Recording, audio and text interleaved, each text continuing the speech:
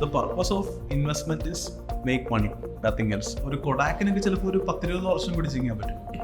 But ഒരു സ്റ്റാർട്ടപ്പിന് ചിലപ്പോൾ അത് 6 months 3 months ഒക്കെ ചിലപ്പോൾ അത് if they don't innovate or if they don't pivot എന്ന് പറയും. D2Cയുടെ holy grail I think is like online നല്ല രീതിയിൽ പ്രസൻസ് കിട്ടുക, then they have to get a spot in supermarkets.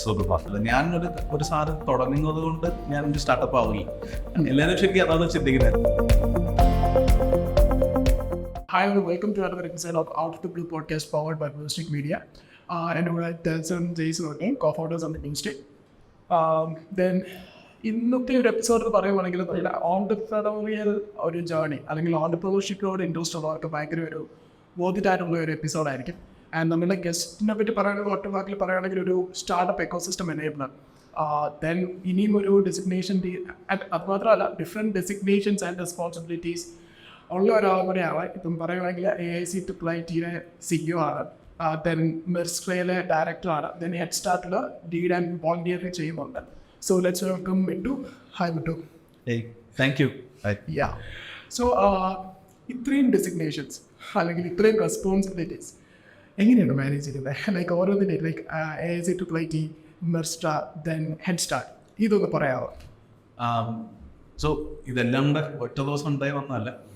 ഓരോ പീരീഡ് ഓഫ് ടൈം ഓരോരോ കാര്യങ്ങൾ ലൈക്ക് അത് നമുക്ക് ഒരു ബെനിഫിഷ്യൽ ആയിട്ടുള്ള കാര്യങ്ങളാണെന്ന് തോന്നി, ഓർ ലൈക്ക് ഇത് ഐ ക്യാൻ കോൺട്രിബ്യൂട്ട് എന്നുള്ളൊരു കാര്യം തോന്നിയപ്പോൾ വന്നൊരു കാര്യമാണ്.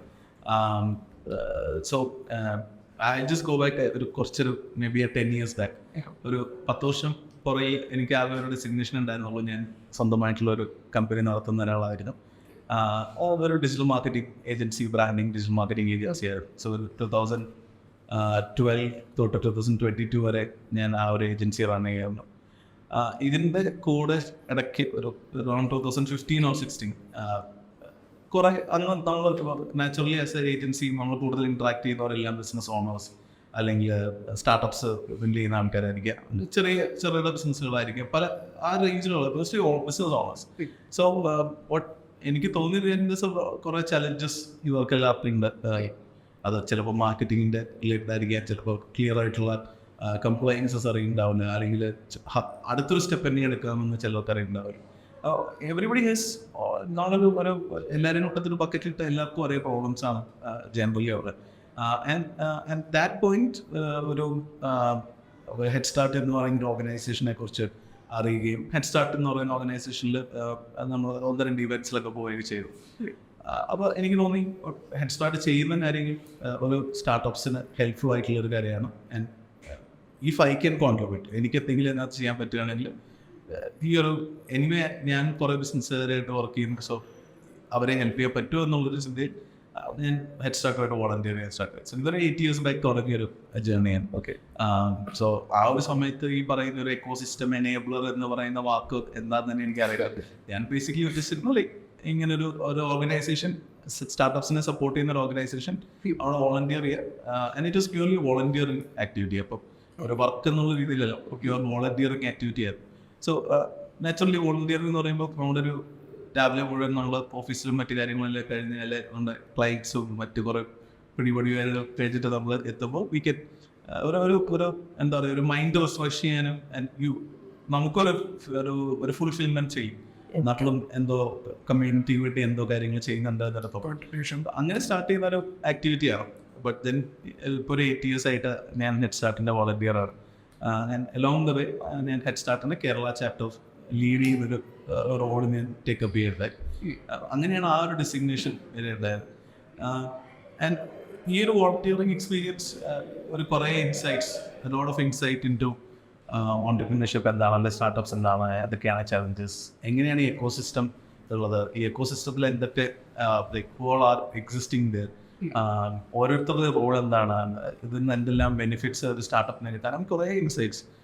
And working with lot of investors, startups, അല്ലെങ്കിൽ even government organisations both within Kerala and outside Kerala.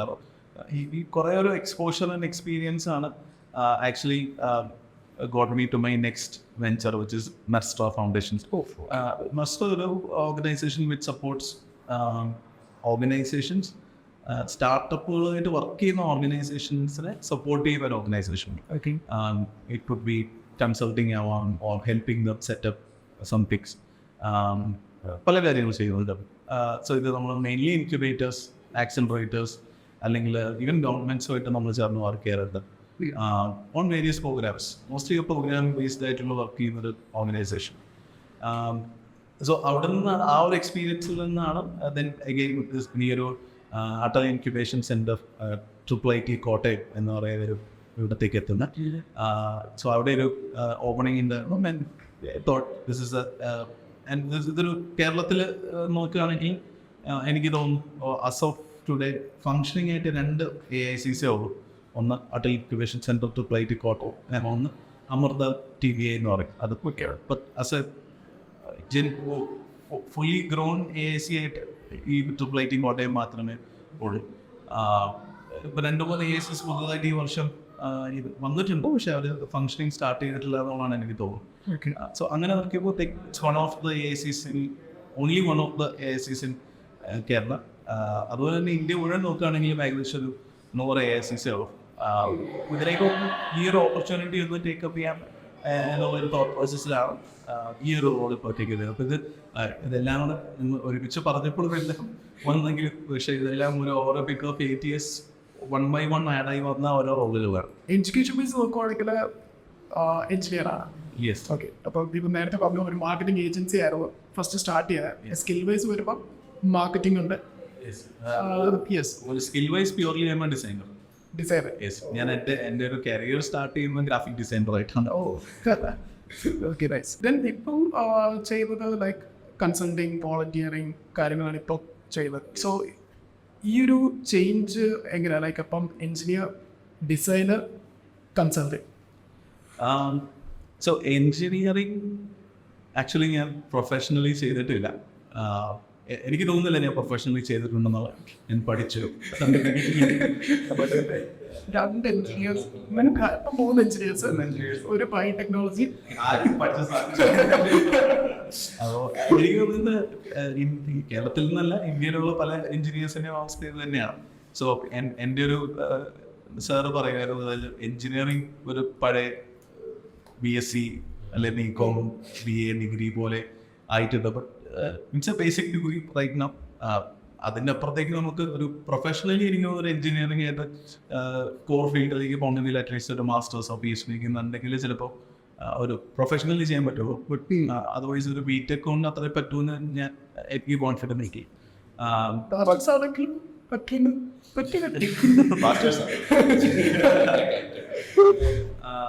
But yes, തന്നെ ഓരോരുത്തരുടെ താല്പര്യം കൂടെ ഡിപ്പെൻഡ് ചെയ്തിട്ടായിരിക്കും. സംവെയർ എലോങ് ദ വേ എനിക്ക് തോന്നി more than engineering I had some skill in designing. എനിക്കപ്പോൾ തോന്നിയൊരു കാര്യം, പിന്നെ എനിക്ക് കുറച്ച് പൈസ സമയത്ത് കോളേജ് സമയത്ത് ഉണ്ടാക്കാൻ പറ്റി ഡിസൈൻ ചെയ്തിട്ടല്ലോ. എനിക്ക് തോന്നി ഇതൊരു ഇറ്റ്സ് ഒരു ലൈവ്ലിഹുഡ് ക്രിയേഷന് പറ്റിയൊരു സാധനമാണ് എൻ്റെ പോലെ. ബട്ട് അതൊരു 2-3 years ചെയ്തപ്പോഴാണ് നമുക്ക് തോന്നിയത്, അതായത് വെരി ലിറ്റിൽ ഏജൻസീസ് കേരളത്തിലുള്ള ഒരു പ്യുവർ ഗ്രാഫിക് ഡിസൈൻ. അപ്പോൾ ആദ്യത്തെ 3 വർഷം ഫ്രീലാൻസ് ഞാൻ ഡ്യൂറിങ് കോളേജ് ഇയേഴ്സ് ആണ് ഞാൻ ചെയ്തുകൊണ്ടിരുന്നത്. അപ്പം കോളേജ് കഴിഞ്ഞപ്പോഴത്തേക്ക് ഇങ്ങനെ ഫുൾ ടൈം എന്തെങ്കിലും ചെയ്യാം.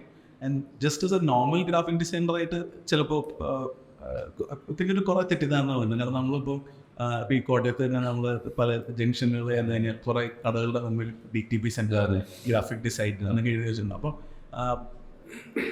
നമ്മൾ കൊടുക്കുന്ന സർവീസിനുള്ള വാല്യൂ ചിലപ്പോൾ അവിടെ ഒരു കുറഞ്ഞു പോകുന്നുണ്ടോ എന്നുള്ളത്. Because if you simply say it's A graphic design. കാരണം വേറെ കുറേ ആൾക്കാർ ഗ്രാഫിക് ഡിസൈൻ എന്നുള്ള പേരിൽ ഒരു ഗ്രാഫിക് ഡിസൈൻ അല്ല ചെയ്തു, പക്ഷെ അവർ ആ യൂസ് ചെയ്യുമ്പോഴത്തേക്ക് കസ്റ്റമേഴ്സിന് അതൊക്കെ അങ്ങനെ ഒരു കൺഫ്യൂഷൻ ഉണ്ട്.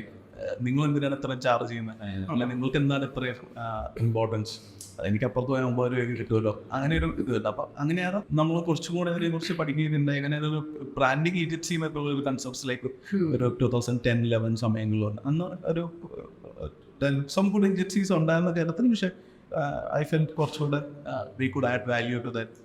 ഏജൻസി അങ്ങനെ ഫോക്കസ് ഉണ്ടായിരുന്നു. അല്ല, ഡിജിറ്റൽ ഏജൻസി ആയിട്ട് ആയിരുന്നല്ല സ്റ്റാർട്ട് ചെയ്തത്. It was purely branding agency initially. And നമ്മുടെ ക്ലയൻസ് ഗ്രോസ് അന്ന് എനിക്ക് 2010 സമയങ്ങളിൽ അത്രയും ഡിജിറ്റൽ മീഡിയ അത്രയും പോപ്പുലർ ആയിരുന്നില്ല. Digital media was never a marketing ബഡ്ജറ്റ്സിനകത്ത് ഉണ്ടായിരുന്ന ഒരു സാധനമായിരുന്നു. ഐ തിങ്ക് പിന്നെയും കേരളത്തിലേക്ക് 2012-13 ഒക്കെ ആകുമ്പോഴത്തേക്കാണ് ഒരു ഡിജിറ്റൽ മാർക്കറ്റിങ്ങിൻ്റെ കുറച്ച് ഇതൊക്കെ സ്റ്റാർട്ട് ചെയ്തിട്ടില്ല. എനിക്ക് തോന്നുന്നു ആ സമയത്തൊരു I think Federal Bank started with digital marketing which was a big thing and that. അങ്ങനെ കുറച്ച് പിന്നെ ആ സമയത്ത് എനിക്ക് തോന്നും സോ ഞാൻ ഓക്കെ നിങ്ങളുടെ ഒരു സമയത്ത് സെക്കൻഡ് ഷോ എന്ന് പറഞ്ഞൊരു സിനിമ വന്നിട്ട് second show actively look that digital marketing. അപ്പോൾ ആദ്യമായിട്ട് ഒരു സിനിമ ഡിജിറ്റൽ മാർക്കറ്റിംഗ് ഫോക്കസ് ചെയ്ത് വന്നൊരു സമയം. അതൊരു മിറ്റു വർക്ക് ചെയ്തിട്ടുണ്ട്. സോ നമ്മൾ അതിൻ്റെ ഓഡിയോ ലോഞ്ച് അങ്ങനത്തെ കുറച്ച് കാര്യങ്ങളൊക്കെ ഇന്നോട് എൻ്റെ ഒരു ഫ്രണ്ടിൻ്റെ ഏജൻസിയാണ് അന്ന് ഡിജിറ്റൽ ഹാൻഡിൽ ചെയ്ത് വീഡിയോ കുറച്ച് ഇവൻറ്റ് ബേസ്ഡ് ആക്ടിവിറ്റീസ് ചെയ്തത്. അപ്പോൾ അങ്ങനെ ആ ഒരു വളരെ ഏർലി സ്റ്റേജ് ആണ്. I think at that time എൻ്റെ കമ്പനി ഉണ്ടായിരുന്നു സൂയി എന്ന് പറഞ്ഞിട്ടുണ്ടായിരുന്നു, പിന്നെ ഐസ് ക്രിയേറ്റീവ് എന്ന് പറഞ്ഞൊരു കമ്പനി ഉണ്ടാവും, പിന്നെ സോൾട്ട് മാംഗോ ട്രെയിൻ എന്ന് പറഞ്ഞൊരു കമ്പനി ഉണ്ടായിരുന്നു. സോ ഇങ്ങനെ അങ്ങനെ കുറച്ച് ഒരു 6-8 കമ്പനികളൊക്കെ ആയിരിക്കും കൊച്ചിയിൽ ചിലപ്പോൾ ഒരു ഹാൻഡ് പിക്ക് ചെയ്യാൻ പറ്റുന്ന ഒരു early stage movers into digital marketing, ഒരു campaign based digital marketing. SEO അല്ലെങ്കിൽ ഗൂഗിൾ ആഡ്സ് അങ്ങനത്തെ സാധനങ്ങൾ കുറച്ചുകൂടെ നേരത്തെ കുറച്ച് ട്രഡീഷണൽ ടെക്നോളജി കമ്പനീസ് ഹാൻഡിൽ ചെയ്യുന്നുണ്ടായിരുന്നു. ബട്ട് ഒരു pure campaign based marketing strategy focused ആയിട്ട് ചെയ്യുന്ന കമ്പനീസ് കുറവായിരുന്നു. അപ്പോൾ പക്ഷേ ആ സമയത്ത് എങ്ങനെയാണ് ലൈക്ക് ബിസിനസ് ഓണേഴ്സിന് എങ്ങനെയാണ് ലൈക്ക് ഇപ്പോഴും ചിലപ്പോൾ ഇച്ചിരി പാടാണ്, എളുപ്പമാണ് ഒത്തിരി ആഫ്റ്റർ കോവിഡ് ഭയങ്കര ഉറപ്പായിട്ടുണ്ട്. പക്ഷേ ഇപ്പം നമ്മൾ ഞാനിപ്പോഴും ഓർക്കുന്നു ലൈക്ക് 2012 നമ്മളൊരു ക്ലയൻറ്റിൻ്റെ അടുത്തേക്ക് പോയിട്ട് ഒരു പ്രസൻറ്റേഷൻ തന്നെ കൊടുക്കുന്നു. ആക്ച്വലി ആദ്യത്തെ 10 slides will be A study class on what is digital marketing. Like digital marketing എന്താണ്, ട്രഡീഷണൽ ഡിജിറ്റൽ മാർക്കറ്റിംഗിൻ്റെ ഡിഫറൻസ് എന്താണ്, ബെനിഫിറ്റ്സ് എന്താണ്. ഇറ്റ്സ് ലൈക്ക് പ്യൂർലി ഒരു MBA ക്ലാസ്സിൽ പോയിട്ട് ക്ലാസ് എടുക്കുന്ന പോലെയാണ് ബിസിനസ് ഓണേഴ്സിന് നടത്തുന്നത്. ആൻഡ് ഐ തിങ്ക് ഒരു 4 or 5 years 2017 ഒക്കെ ആയപ്പോഴത്തേക്കാണ് even we decided okay we don't need this year ഒരു സ്റ്റഡി ക്ലാസ് ഇനി പ്രസന്റേഷൻസ് ആവശ്യമില്ല. അപ്പം നമുക്ക് തന്നെ തോന്നാം ഒരു 5 years എടുത്ത് ആഫ്റ്റർ ജിയോ 2017-18 ജിയോ ഒക്കെ വന്നൊരു സമയം. ഞങ്ങൾ പക്ഷേ ആ സമയത്ത് എനിക്ക് ഞങ്ങൾ തുടങ്ങിയത് 2018 ഏജൻസി. എനിക്ക് 18-19 ഞങ്ങൾ ഈ ക്ലാസ് എടുക്കുന്നുണ്ടായിരുന്നു. ഞങ്ങൾ എല്ലാ പിക്ചറും maybe regions also depend ചെയ്തത്. ഇപ്പോൾ കൊച്ചിയിലൊക്കെ 2017-18 ഒക്കെ ആയപ്പോഴത്തേക്ക് എനിക്ക് മിക്ക ബിൽഡേഴ്സൊക്കെ ഹെവിലി ഡിജിറ്റൽ മാർക്കറ്റിംഗ് ഫോക്കസ്ഡ് ആയി. അറ്റ്ലീസ്റ്റ് ഒരു 1.5 to 2 lakhs monthly spent on digital performance ads spend ചെയ്യുന്ന ഒരു ഇതിലേക്ക് അവർ മാറിയിട്ടുണ്ട്. And big builders like Skyline അങ്ങനെയൊക്കെയുള്ള ഒരു above 5 lakhs അതിൻ്റെ ഇതിലേക്ക് മാറിയിട്ടുണ്ടായിരുന്നു in 2017. So builders are in Kerala one of the largest spenders on digital marketing now. Next would be your traditional. It's again follows the traditional marketing. If you look at it, television, newspaper, hoardings, as well as kids, builders would be on the top. And then you would be your jewelers, then you would be your textiles. So naturally, trend will follow digital also because you start seeing the rest of the digital. Either 2017-18, I think Kochi was experiencing that. And that changed. Now it's I think more easier. Now ഇപ്പോൾ വരുമ്പോൾ അവർക്ക് requirement വേണ്ട നമ്മൾ അങ്ങോട്ട് വരും. അപ്പോൾ performance marketing social media അല്ലെങ്കിൽ marketplace ഇങ്ങനെ വേണം പറഞ്ഞാണ്ട് we don't have to teach them. അപ്പോൾ അത്രയും ചേഞ്ച് വന്നിട്ടുണ്ട് സംഭവത്തിൽ. ആൻഡ് ഐ തിങ്ക് കുറേ കൂടെ അവർക്കും അണ്ടർസ്റ്റാൻഡിങ് ഉണ്ടായിട്ടുണ്ട് like how well you can return എങ്ങനെ കിട്ടാമെന്നുള്ള കാര്യത്തിൽ. അപ്പോൾ എനിക്ക് ചില കൺസേൺ ചില ബ്രാൻഡിൻ്റെ ആൾക്കാർ സംസാരിക്കുമ്പോൾ എനിക്ക് ചെറിയ കൺസേൺ അവരെല്ലാം മാർക്കറ്റിംഗ് ഡിജിറ്റൽ മാർക്കറ്റിംഗ് മാത്രം ആക്കിയിട്ടുണ്ട്. അപ്പോൾ ഒരു ഓൺലൈൻ ചാനൽ കാര്യങ്ങൾ ഇപ്പം അങ്ങനത്തെ ഒരു രീതിയിലോട്ട് ഷിഫ്റ്റ് ആയിട്ടുണ്ട്. Brands think that okay they only need to invest in digital. ഞാൻ സ്റ്റാർട്ട് ചെയ്ത ഒരു ട്രഡീഷണൽ മാർക്കറ്റിംഗ്. സോ ഞാൻ സ്റ്റാർട്ട് ചെയ്ത സമയത്ത് ലൈക്ക് ഐ വാസ് അവിടെയല്ല ഇവിടെ ഇല്ലാത്തൊരു സമയത്താണ് ഞാൻ സ്റ്റാർട്ട് ചെയ്യുന്നത്. So I have seen both sides where brands only used non digital and where brand started with only digital.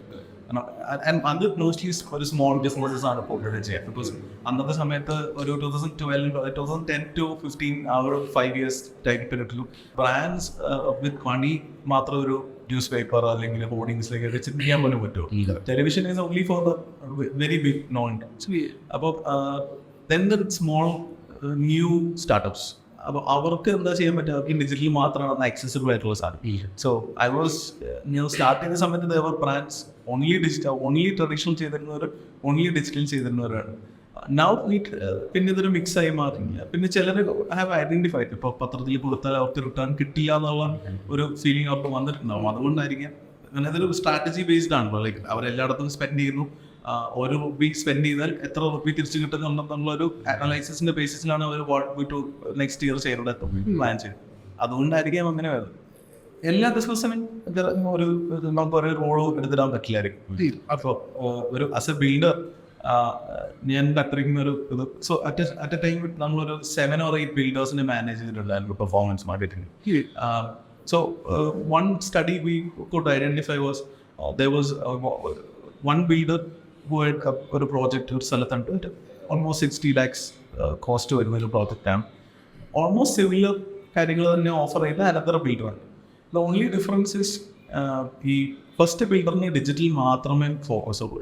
They don't have ഓഡിയൻസോ അല്ലെങ്കിൽ ന്യൂസ് പേപ്പർ ടെലിവിഷൻ ഒന്നും അവർ ചെയ്യുന്നില്ല. While the next builder same almost similar project similar area എല്ലാം similar ആണ്. But the only difference is ഇവർക്ക് കുറച്ച് award shows ഒക്കെ sponsor ചെയ്തിട്ടുണ്ടായിരുന്നു. They did some more other activities. Okay, അപ്പോൾ രണ്ടുപേരും ലീഡ് കോസ്റ്റ് കമ്പയർ ചെയ്യുമ്പോൾ people who had more channels tap in ചെയ്ത ആൾക്കാർക്ക് ലീഡ് കോസ്റ്റ് കുറവായിരുന്നു. കാരണം എന്താ വെച്ചാൽ ഇൻട്രസ്റ്റ് നമ്മൾ ഫേസ്ബുക്ക് ഓപ്പൺ ചെയ്ത് നോക്കുമ്പോൾ യു ആർ സീയിങ് ഒരു ബിൽഡർ എയുടെ ചെയ്യുന്ന ആഡ് കാണുന്നു, ബിൽഡർ ബിയുടെ ചെയ്യുന്ന ആഡ് കാണുന്നു. ബിൽഡർ എ ആരാന്ന് പോലും നമുക്കറിയില്ല. ബിൽഡർ ബി നമ്മൾ 4-5 അവാർഡ് ഷോസിൽ കണ്ടു, TV-യിൽ കണ്ടു. സോ ഒരു recognition is always these cost board. കാരണം ഇപ്പോഴും നമ്മളൊരു കോമൺ പാറ്റേൺ തന്നെ കാണുന്നുണ്ട്. ഇപ്പോൾ പുറത്ത് ഓൾറെഡി ബ്രാൻഡ് ചെയ്യുന്ന ബ്രാൻഡ്സ് ഉണ്ടെങ്കിൽ ആ അടിച്ച് പോകുന്ന ഓൾറെഡി പരിചയമുള്ള people are more willing to do more. Of course ഞാൻ ഇന്ന് രാവിലെ എനിക്കൊരു എക്സാമ്പിൾ, എൻ്റെ വീടിൻ്റെ മേളിൽ ഒരു ലീക്കേജ് ഉണ്ടായിരുന്നു. സോ എനിക്കപ്പം ഇങ്ങനെ അതറിയത്തില്ല, Facebook start show me some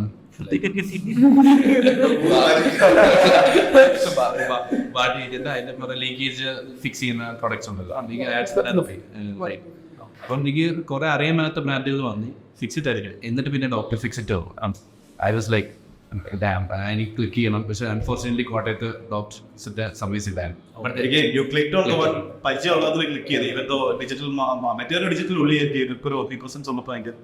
ഇത് നാണ്ടും അടുത്ത എക്സ്പീരിയൻസ് എടുത്തായിരുന്നു. സോ പ്യോർ ഡിജിറ്റൽ പ്ലേ ചിലപ്പോൾ maybe the right answer. Small budget digital first എനിക്കൊന്ന് digitally if I can complete the customer cycle then digital മാത്രം ഇൻവെസ്റ്റ് ചെയ്യാൻ കുഴപ്പമില്ല. അല്ലെങ്കിൽ ഭയങ്കര നീഷിൽ ചില വിത്ത് small budget things like e-commerce അല്ലെങ്കിൽ എല്ലാം നിങ്ങൾ ഡിജിറ്റലാണ് ചെയ്യുന്നതെങ്കിൽ ഇറ്റ് മേക്സ് സെൻസ്. അതിലൊരു ബേസിക്സ് ആണ്. ഇപ്പോൾ ഫോർ എക്സാമ്പിൾ പിന്നെ high ticket stuff like car അല്ലെങ്കിൽ ഹൗസ്, ഇതൊക്കെ ഒരിക്കലും ഡിജിറ്റൽ മാത്രം ഞാനൊരു സ്റ്റഡി റെഡി ചെയ്തു. 12,000 rupees വാട്ട് ഇൻവെസ്റ്റ് ഓൺലൈൻ വഴി ട്രാൻസാക്ഷൻ ചെയ്യാൻ ഭയങ്കര പാടാണ്.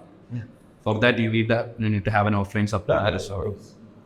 ഡിജിറ്റൽ മാത്രമായിട്ട് ഇപ്പോൾ കാറിൻ്റെ ഒരു ബെസ്റ്റ് എക്സാമ്പിൾ നമുക്ക് അറിയാവുന്ന ബ്രാൻഡ്സിനാണെങ്കിൽ we'll click on it, maybe we'll read or maybe read film ഉള്ളൂ.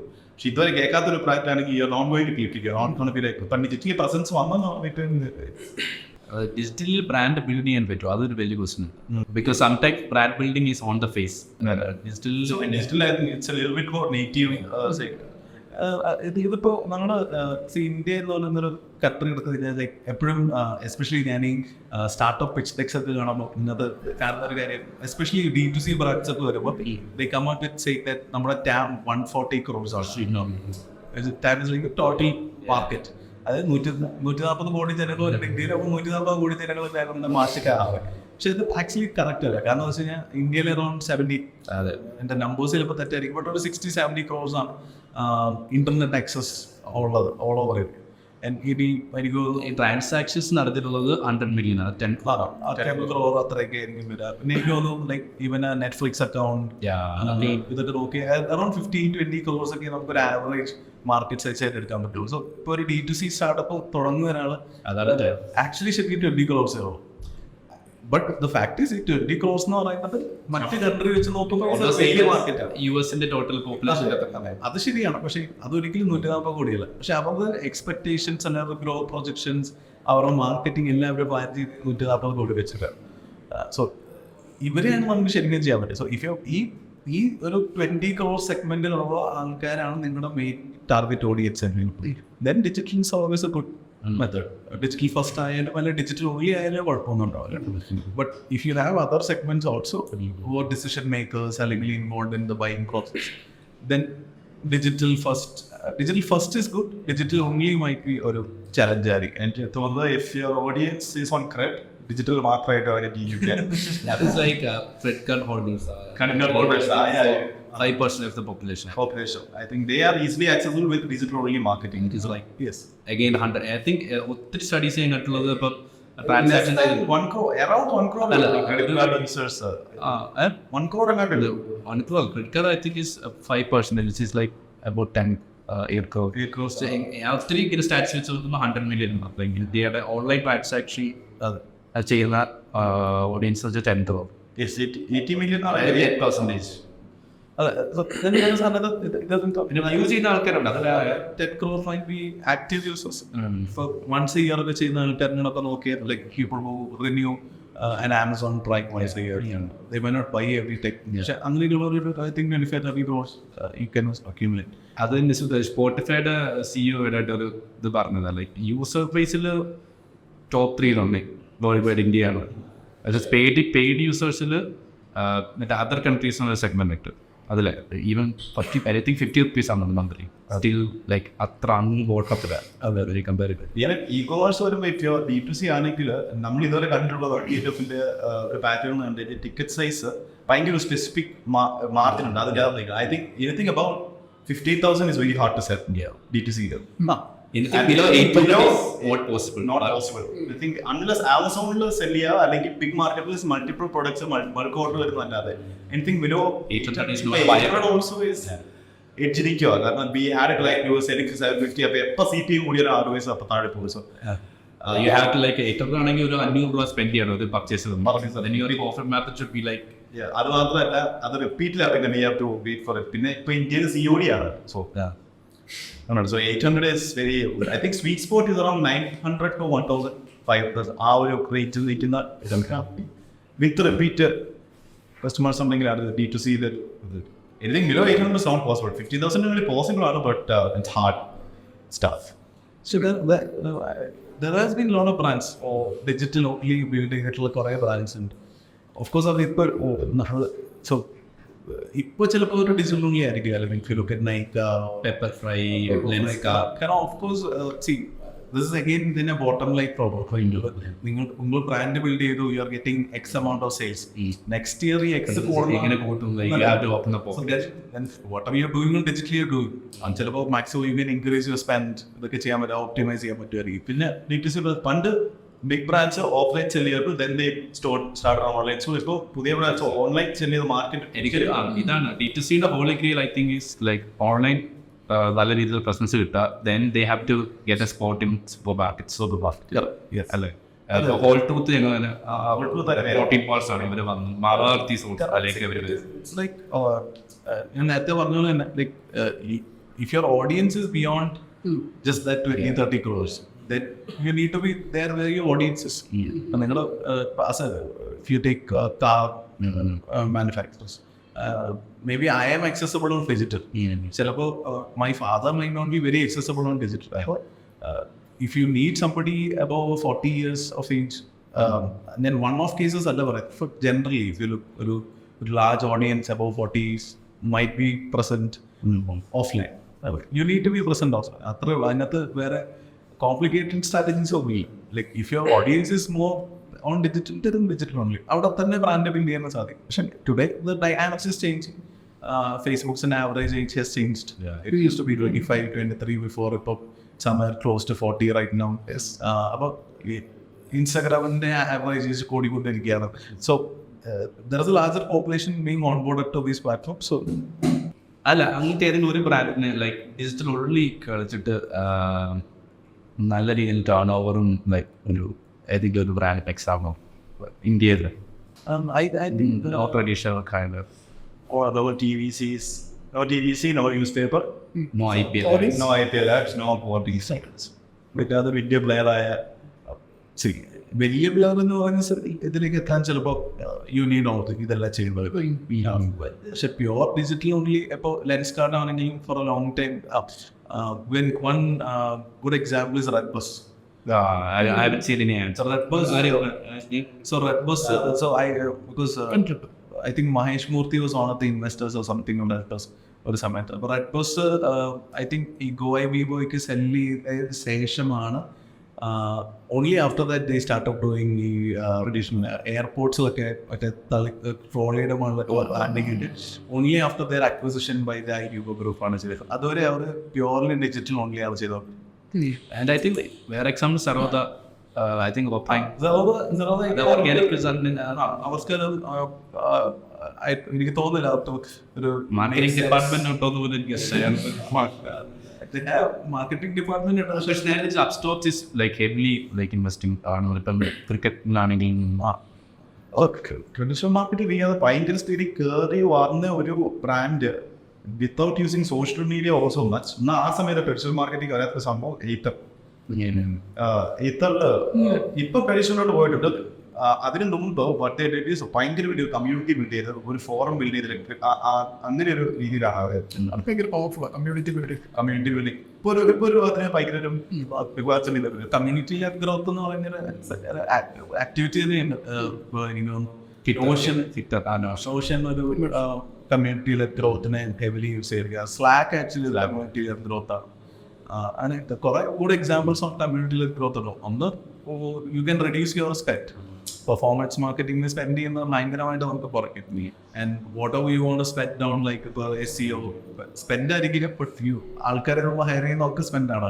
സോ അതെല്ലാം നമുക്ക് ആക്ച്വലി കുറച്ചിട്ട് ആക്ച്വലി നിങ്ങളുടെ യൂസേഴ്സ് തന്നെ നിങ്ങളുടെ അംബാസിഡേഴ്സ് കീഴിട്ടുള്ള പുതിയതായിട്ടുള്ള ലീഡ്സ് വരുന്നത് they want to build a community എന്ന് പറഞ്ഞത്. How that requirement do not talk about our products. It was very hard. Like 2016 we have to convince them like we cannot like മറ്റു പ്രൊഡക്ട്സിനെ കുറിച്ച് മാത്രം നമ്മുടെ പ്രൊഡക്ട്സിന്റെ പടം മാത്രം ഇട്ടൊന്നും കാര്യമില്ല. ഇപ്പൊ പക്ഷെ നേരെ തിരിച്ചാണ് they are asking us to do something, branding ഒരു message to do something and then get followers. ഒരു ഡയറക്ഷൻ ഇല്ലാത്തൊരു sense something to get some views and followers. അല്ല, ചിലവര് കറക്റ്റ് ആയിട്ട് അവരുടെ ഓഡിയൻസ് ഉണ്ട്. അപ്പൊ ഈ ഓഡിയൻസ് റെസനേറ്റ് ചെയ്യുന്ന രീതിയിലുള്ള കണ്ടന്റ് ഉണ്ടാക്കി try to get them. I think a prime example is always Merstra Red Bull. Red Bull's അക്കൗണ്ടിൽ പോയി കഴിഞ്ഞാൽ you don't see a single photo of Red Bull can. ഒന്നുമില്ല. 80.8 million followers ഒക്കെ. But traditional marketing ഇഷ്ടംപോലെ ചെയ്യുന്നുണ്ട്. Again, I think Mittu, I think we should talk about like the startup also will start also then startup. How is a startup different with an SME? I think a lot of people.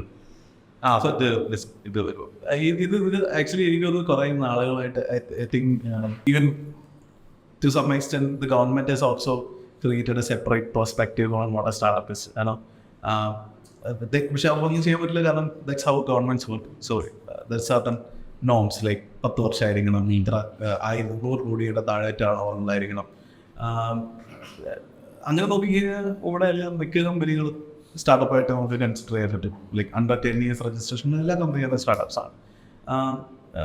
പക്ഷേ ഇത് ഒരു startup ചുമ്മാ ഒരു പേര് ഉണ്ടാക്കിയിട്ടിരിക്കുന്ന ഒരു സാധനമല്ല. ഞാനൊരു സാധനം തുടങ്ങുന്നത് കൊണ്ട് ഞാനൊരു സ്റ്റാർട്ടപ്പ് ആവുകയും എല്ലാവരും ശരിക്കും അതാണ് ചിന്തിക്കുന്നത്. ലൈക്ക് ഞാനൊരു സാധനം തുടങ്ങുകയാണല്ലോ സ്റ്റാർട്ടപ്പ് ചെയ്യണമല്ലോ. But the term startup actually coin ചെയ്തിരിക്കുന്ന ഒരു Silicon Valley around 1990s early 2000s first coin ചെയ്തിരിക്കുന്ന ഒരു വാക്കാണ്. എന്താ റീസൺ എന്ന് വെച്ചാൽ അതുവരെ ഉണ്ടായിരുന്ന ഒരു ബിസിനസ് മോഡൽ വളരെ സ്കെയിലബിൾ ആയിട്ടുള്ള ബിസിനസ് മോഡൽ ആയിരുന്നില്ല, അല്ലെങ്കിൽ കുറേ ടൈം എടുക്കുമായിരുന്നു സ്കെയിൽ ചെയ്യാൻ. രണ്ടാമത്തെ കാര്യം എന്ന് വെച്ച് കഴിഞ്ഞാൽ ഹൈലി റിപ്ലിക്കബിൾ ആവുന്ന മോഡൽ. ഇപ്പോൾ ഉദാഹരണത്തിന് ഞാനൊരു ചെറിയൊരു വെബ് ഡിസൈനിങ് ഏജൻസി ഞാൻ കൊച്ചിയിൽ സ്റ്റാർട്ട് ചെയ്യും. ഞാനൊരു നല്ല ബിസിനസ് ചെയ്യുന്നു, എനിക്കൊരു 50 സ്റ്റാഫ് ഉണ്ട്, എനിക്കൊരു മാസം ലെറ്റ്സ് സേ ഒരു 100 വെബ്സൈറ്റ് ചെയ്യാൻ പറ്റുന്നുണ്ടെന്ന് ഇരിക്കുക. ഫോർ എക്സാമ്പിൾ എനിക്കിത് 100ൽ നിന്ന് 1000 ആവണമെങ്കിൽ എനിക്ക് 50ൽ നിന്ന് 100 സ്റ്റാഫ് പോരാ. എനിക്ക് അറ്റ്ലീസ്റ്റ് ഒരു 500 സ്റ്റാഫ്. അല്ലെ ഓക്കെ, ഞാൻ വളരെ ഓപ്റ്റിമൈസ് ചെയ്ത് പ്രോസസ്സൊക്കെ ചെയ്യാൻ പറ്റുകയാണെങ്കിൽ അറ്റ് സ്റ്റിൽ ഐ നീഡ് ഒരു 400 സ്റ്റാഫ്. അപ്പോൾ ബേസിക്കലി എൻ്റെ കോസ്റ്റ് ഓഫ് ക്യാപിറ്റൽ അവിടെ കൂടുക. എൻ്റെ ഒരു റിട്ടേൺ ഉണ്ടാക്കാൻ 1000 വെബ്സൈറ്റ് ചെയ്യുന്നുണ്ടാവും, അതിൽ നിന്ന് എനിക്ക് കുറേ റവന്യൂ കിട്ടുന്നുണ്ടാവും. പക്ഷേ അത്ര തന്നെ എനിക്ക് എക്സ്പെൻസ് ഉണ്ടാവുന്നുണ്ട് ആ റവന്യൂ മെയിൻറ്റെയിൻ ചെയ്യാൻ. പക്ഷെ ഒരു സ്റ്റാർട്ടപ്പ് നോക്കുകയാണെങ്കിൽ ഇപ്പോൾ ഉദാഹരണത്തിന് ഊബറോ സ്വിഗ്ഗിയൊക്കെ എടുത്തു കഴിഞ്ഞാൽ സ്വിഗ്ഗിക്ക് ഒരു അനദർ 5000 കസ്റ്റമേഴ്സിനെ ഒരു പുതിയ സിറ്റിയിൽ ആഡ് ചെയ്യാനായിട്ട് അവർക്ക് ഒരു ഓപ്പറേഷൻസ് മാനേജറെ, ഒരു മാർക്കറ്റിംഗ് മാനേജറെ ഒരു സിറ്റിയിൽ ആഡ് ചെയ്താൽ ഓക്കെ. 2 എംപ്ലോയിനെ ആഡ് ചെയ്ത് കഴിഞ്ഞാൽ ഒരു എൻ്റയർ സിറ്റിയിലെ കസ്റ്റമേഴ്സിനെ അവർക്ക് എടുക്കാൻ പറ്റും. സോ ഇതാണ് എൻ്റെ റെപ്ലിക്കേറ്റിംഗ്. അവർക്ക് കൊച്ചിയിൽ ചെയ്ത അതേ സാധനം കോട്ടയത്ത് ചെയ്യാം, അതേ സാധനം അവർക്ക് ഇനി തിരുവല്ലേക്ക് കൊണ്ട് ചെയ്യാം, അല്ലെങ്കിൽ എവിടെ വേണമെങ്കിലും റെപ്ലിക്കേറ്റ് ചെയ്യാം. ബിക്കോസ് അവർ ശരിക്കും ഓഫർ ചെയ്യുന്ന സർവീസ് ഫുഡ് ഡെലിവറി എന്നുള്ളതാണ്. അവർ ശരിക്കും ഓഫർ ചെയ്യുന്ന സർവീസ് റെസ്റ്റോറൻറ്റ്സിന് ഫുഡ് കഴിക്കാൻ താല്പര്യമുള്ള ആൾക്കാർക്ക് ഒരു പ്ലാറ്റ്ഫോം ഓഫർ ചെയ്യാറ്. That's a difference. They are offering a platform. നമ്മൾ വിചാരിക്കുന്നത് അവർ ഫുഡ് ഡെലിവറി ചെയ്ത് തരുന്നതെന്നുള്ളതാണ്. They are just offering a platform. അപ്പോൾ ഈ ടെക് പ്ലാറ്റ്ഫോമിനെ കൊണ്ടാണ് അവർക്ക് ഇത്ര സ്കെയിൽ ചെയ്യാൻ പറ്റുന്നത്. So something which can scale very fast and can be replicated very fast. ഇതാണ് ശരിക്കും ഒരു സ്റ്റാർട്ടപ്പ്. ഇത് ചെയ്യാൻ പറ്റാത്ത ബിസിനസ്സുകളെല്ലാം ഒരു സ്മോൾ ആൻഡ് മീഡിയം എൻ്റർപ്രൈസസ് എന്ന് പറയുന്ന ഒരു കാറ്റഗറിയിൽ പോയി. ഇത് വെസ്റ്റേൺ കൺട്രീസിലെ ഒരു സ്മോൾ ബിസിനസ്സസ് എന്ന് പറയുന്ന കാറ്റഗറി വളരെ ഡെവലപ്ഡ് ആണ്. ആൻഡ് ലോട്ട് ഓഫ് സപ്പോർട്ട് അവിടെ അവൈലബിൾ ആണ്. കാരണം they started focusing on small and medium businesses ഒരു 1960s 70s തൊട്ട് അവർ ഫോക്കസ് ചെയ്യാൻ തുടങ്ങി. അതുകൊണ്ട് ഇപ്പോൾ ആക്ച്വലി US ഫെഡറൽ ഗ്രാൻഡുകൾ കിട്ടും. ഓൾമോസ്റ്റ് $2 million വരെ കിട്ടും if you R A small business. Small business എന്ന് പറഞ്ഞാൽ ചിലപ്പോൾ ഡ്രൈ ക്ലീനിങ് സൊല്യൂഷൻ അല്ലെങ്കിൽ കാർ വാഷ് സെന്റേഴ്സ് സ്റ്റാർട്ട് ചെയ്യണം. ഇങ്ങനെയൊക്കെയുള്ള വളരെ സ്മോൾ ഒരു നോ ബ്രെയിനർ ബിസിനസ്സസ് തുടങ്ങുന്നവർക്ക് പോലും US ഫെഡറൽ ഗ്രാൻഡുകളൊക്കെ ഉണ്ട്. അപ് ടു $2 million വരെ കിട്ടും. വലിയ സ്റ്റാർട്ടപ്പോ ഭയങ്കര ഇന്നോവേറ്റീവ് ഐഡിയാസ് ഒന്നും വേണമെന്നില്ല. Why this policies and this frameworks exist? കാരണം അവരുടെ ബിസിനസ് ഗ്രോ, എക്കോസിസ്റ്റം ഗ്രോ ചെയ്തിട്ട് over the years they needed the small business.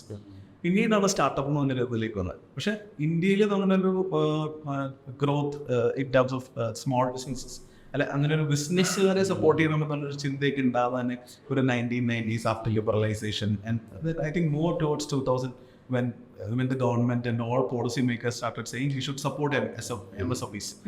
അപ്പോൾ ഈ MSMEസിനെ സപ്പോർട്ട് ചെയ്യാൻ തുടങ്ങി വന്നപ്പോഴത്തേക്കാണ് സ്റ്റാർട്ടപ്സ് എന്ന് പറഞ്ഞൊരു സാധനങ്ങൾ വന്നത്. Both of this got mixed together to some extent. Then ഇപ്പോൾ കഴിഞ്ഞ ഒരു 10 years ആയിട്ട് huge support around startup India, അങ്ങനെയൊക്കെയുള്ള സ്റ്റാർട്ടപ്പ് ഇന്ത്യയുടെ തന്നെ കുറേ പ്രോഗ്രാംസ് വരുന്നു, ഗവൺമെൻറ്റിൻ്റെ കുറേ സപ്പോർട്ടുകൾ. സോ നാച്ചുറലി സ്റ്റാർട്ടപ്സിന് ഒരു ലൈംലൈറ്റ് കിട്ടിയ somewhere MSMEs got sidelined. എനിക്ക് ഫീൽ ചെയ്യുന്നൊരു കാര്യമാണ്. But if you look at it in nearly all MSMEs if you took ഒരുമിച്ച് എടുക്കുകയാണ്, MSME രജിസ്ട്രേഷനുള്ള എല്ലാ കമ്പനീസും എടുക്കുകയാണെങ്കിൽ നമ്പർ ഓഫ് രജിസ്റ്റേർഡ് സ്റ്റാർട്ടപ്സിനേക്കാൾ ഒരു 10x കൂടുതലായിരിക്കും at least, more than that. And revenue wise നോക്കുകയാണെങ്കിൽ MSMEs give much more GST to the government than startups. Because startups mostly at a very low revenue generating. Loss is an auditing problem, but revenue is different. Revenue is not GST. So revenue is much more generated by MSMEs. A startup maybe maybe 6 months or 12 months to generate some sort of revenue, while an MSME will generate revenue on day zero. ചിലപ്പോൾ revenue വന്നിട്ടാണ് ചിലപ്പോൾ ഒരു company register ചെയ്തത്, because they see there is a potential in business. അപ്പോൾ അത്രയും revenue. So if we support, actually from an entrepreneurship perspective, if you support SMEs and MSMEs, you can influence a large sector of audience in terms of job creation, in terms of revenue, wealth creation, even for the country, even for the people. But this will be always existing business. You will never become an America or a China with MSMEs. Either എപ്പോഴും focus ചെയ്യുന്നത് existing models, existing proven models. There's no innovation. Of course, some process innovation എപ്പോഴും ഉണ്ടാവും. ഏത് ബിസിനസ്സുകാരെ എടുത്തു കഴിഞ്ഞാൽ എല്ലാ ബിസിനസ്സുകാരും എന്തെങ്കിലും problems innovate ചെയ്യാൻ ട്രൈ ചെയ്യുന്നത്. അപ്പോൾ പ്രോസസ് ഇന്നോവേഷൻ ഉണ്ടാവും എപ്പോഴും.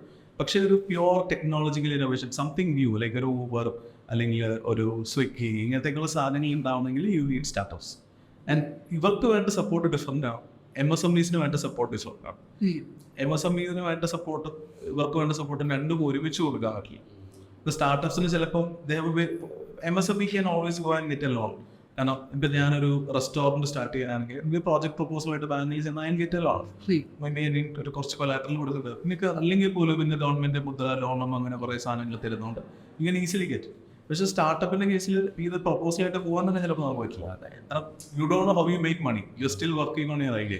ഈ ഐഡിയ എങ്ങനെ ഒരു പ്രൊഡക്റ്റ് ആക്കണം, അല്ലെങ്കിൽ ഈ പ്രൊഡക്റ്റിനെ എങ്ങനെ മാർക്കറ്റിലേക്ക് എത്തിക്കണം, ഇങ്ങനെ പല കാര്യങ്ങളും നിങ്ങൾ തന്നെ ഡിസ്കവർ ചെയ്തുകൊണ്ടിരിക്കുന്ന ഒരു ഫേസിലാണ് ശരിക്കും സ്റ്റാർട്ടപ്പ് എന്ന ഐഡിയ നമ്മൾ വിളിക്കുന്നത്. സോ ആക്ച്വലി വൈ കോമ്പിനേറ്ററിൻ്റെ ഒരു ഡെഫിനേഷനിൽ it's a temporary business organisation setup to identify a proper business model and a product market fit on create.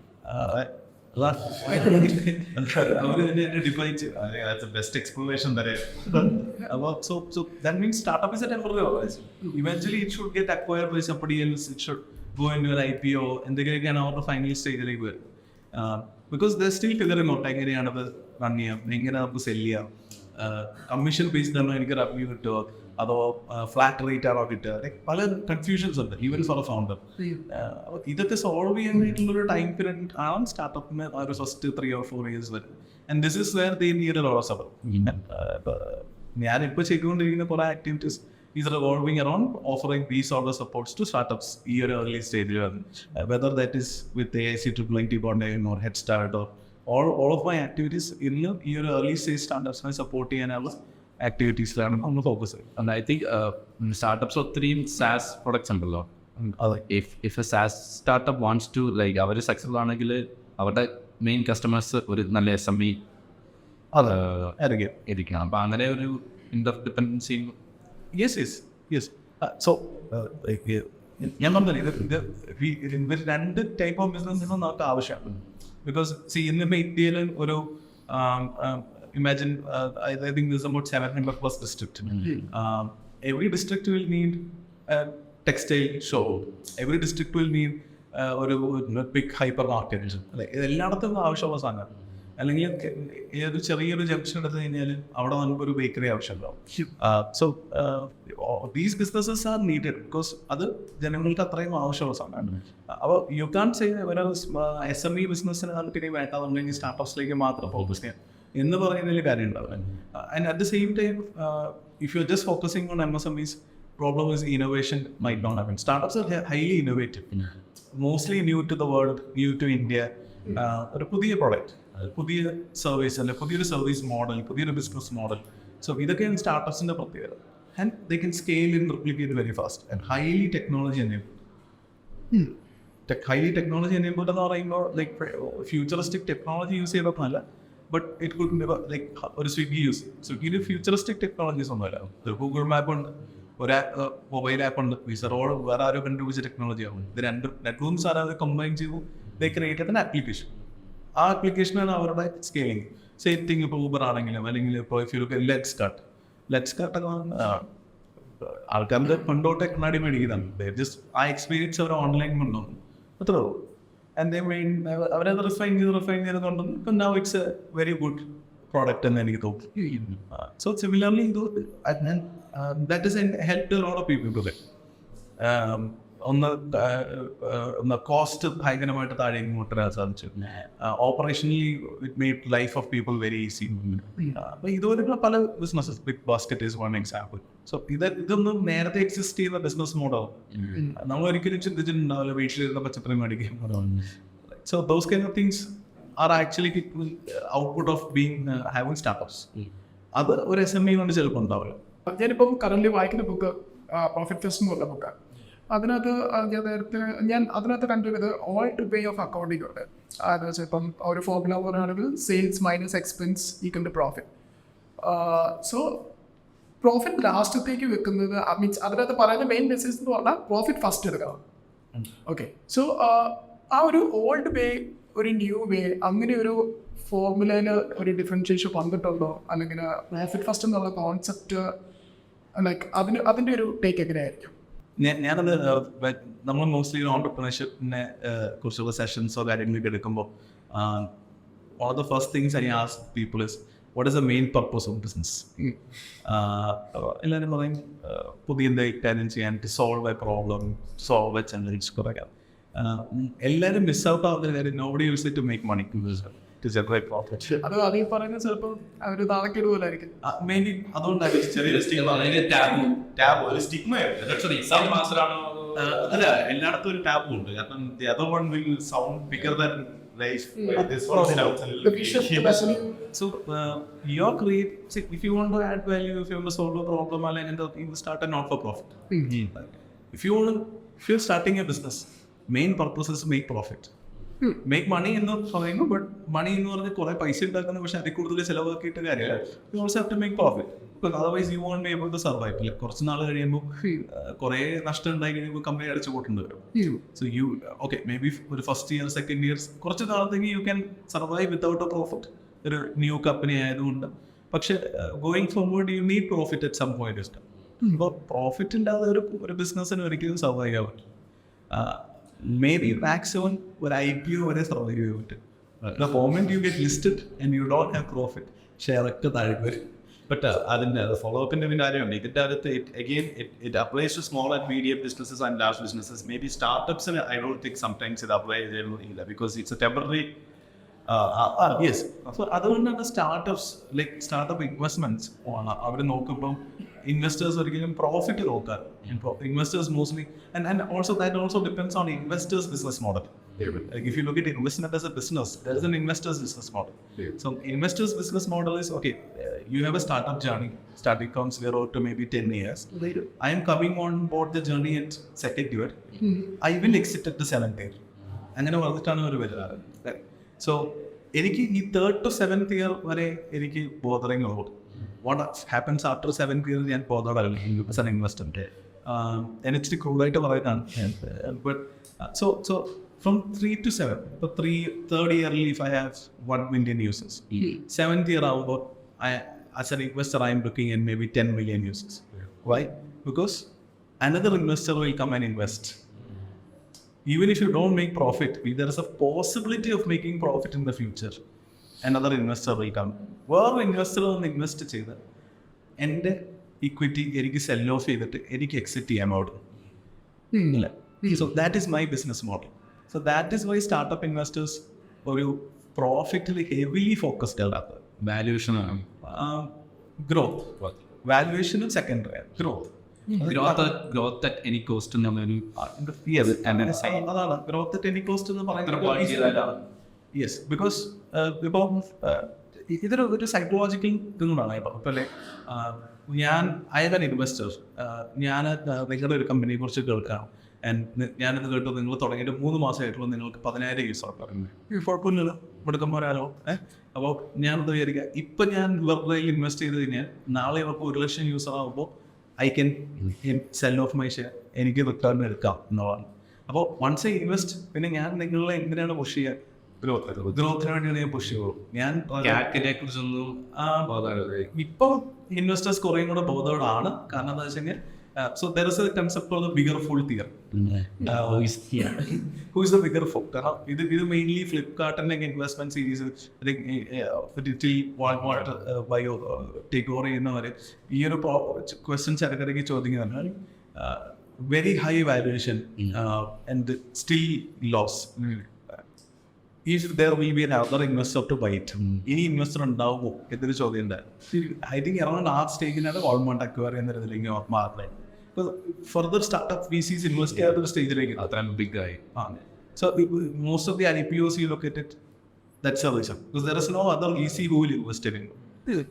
And ഇന്നിപ്പം ഏത് IPO എടുത്ത് നോക്കി കഴിഞ്ഞാൽ almost 60-70% is secondary sale.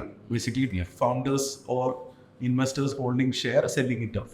It is not about basically ഒരു startup ഒരു 10,000 crore IPO എടുക്കുന്നു എന്ന് പറയുമ്പോൾ almost 7,000 crore is going to investors and 3,000 crore is going to the company, and only 3,000 crore is available for that IPO listed company to grow further. അടുത്ത ഇനി ഗ്രോത്തിന് വേണ്ടി അത്ര പൈസ ഉള്ളൂ. പക്ഷെ റീറ്റെയിൽ ഇൻവെസ്റ്റേഴ്സ് നോക്കുമ്പോൾ 10,000 കോടി കമ്പനിക്ക് കിട്ടി. എന്താണ് ചിന്തിക്കുന്നത്? ബിക്കോസ് ഇത് സെക്കൻഡറി സെയിൽ വരുന്നതുകൊണ്ടാണ് അവിടെ വരുന്നത്. Why secondary sale? ബിക്കോസ് ഇൻവെസ്റ്റേഴ്സിന്റെ ഷെയറോ അല്ലെങ്കിൽ ഫൗണ്ടേഴ്സിന്റെ ഷെയറോ ലിക്വിഡേറ്റ് ചെയ്യാൻ ഇനി വേറെ nobody else is there to buy. ഒരു ബിഗർ ഫൂൾ ഇല്ല, ഒരു അൽസോറ്റാണ്. സോ ഈ bigger fool theory is always there, and that's a psychological thing also. ഇപ്പോൾ ആൻഡ് ഇൻവെസ്റ്റേഴ്സ് ഭയങ്കര ക്ലോസ് നിറ്റ് കമ്മ്യൂണിറ്റിയാണ്. ഇപ്പം ഞാനൊരു സ്റ്റാർട്ടപ്പിൽ ഇൻവെസ്റ്റ് ചെയ്തു, അവനാണെങ്കിൽ അവർ 10x ഗ്രോ ചെയ്തു കഴിഞ്ഞ വർഷം എന്ന് പറയുമ്പോൾ എൻ്റെ കൂടെ ഇരിക്കുന്ന investor also is like why miss the bus. എനിക്കും അതിലേക്ക് കയറണം, എനിക്കും ആ സ്റ്റാർട്ടപ്പിലേക്ക് കയറണം എന്നൊരു ചിന്ത വരും. സോ നെക്സ്റ്റ് റൗണ്ട് വരുമ്പോൾ ഇദ്ദേഹം അതിനകത്ത് വന്നിട്ട് ഇൻവെസ്റ്റ് ചെയ്യാൻ നോക്കും. So that time I take my exit. So അതുകൊണ്ടാണ് ഇത് ഗ്രോത്ത് അറ്റ് ഓൾ കോസ്റ്റ് എന്നുള്ളൊരു കൺസെപ്റ്റിൽ പോകുന്നത്. It's because that's how the VC investment model works to some extent.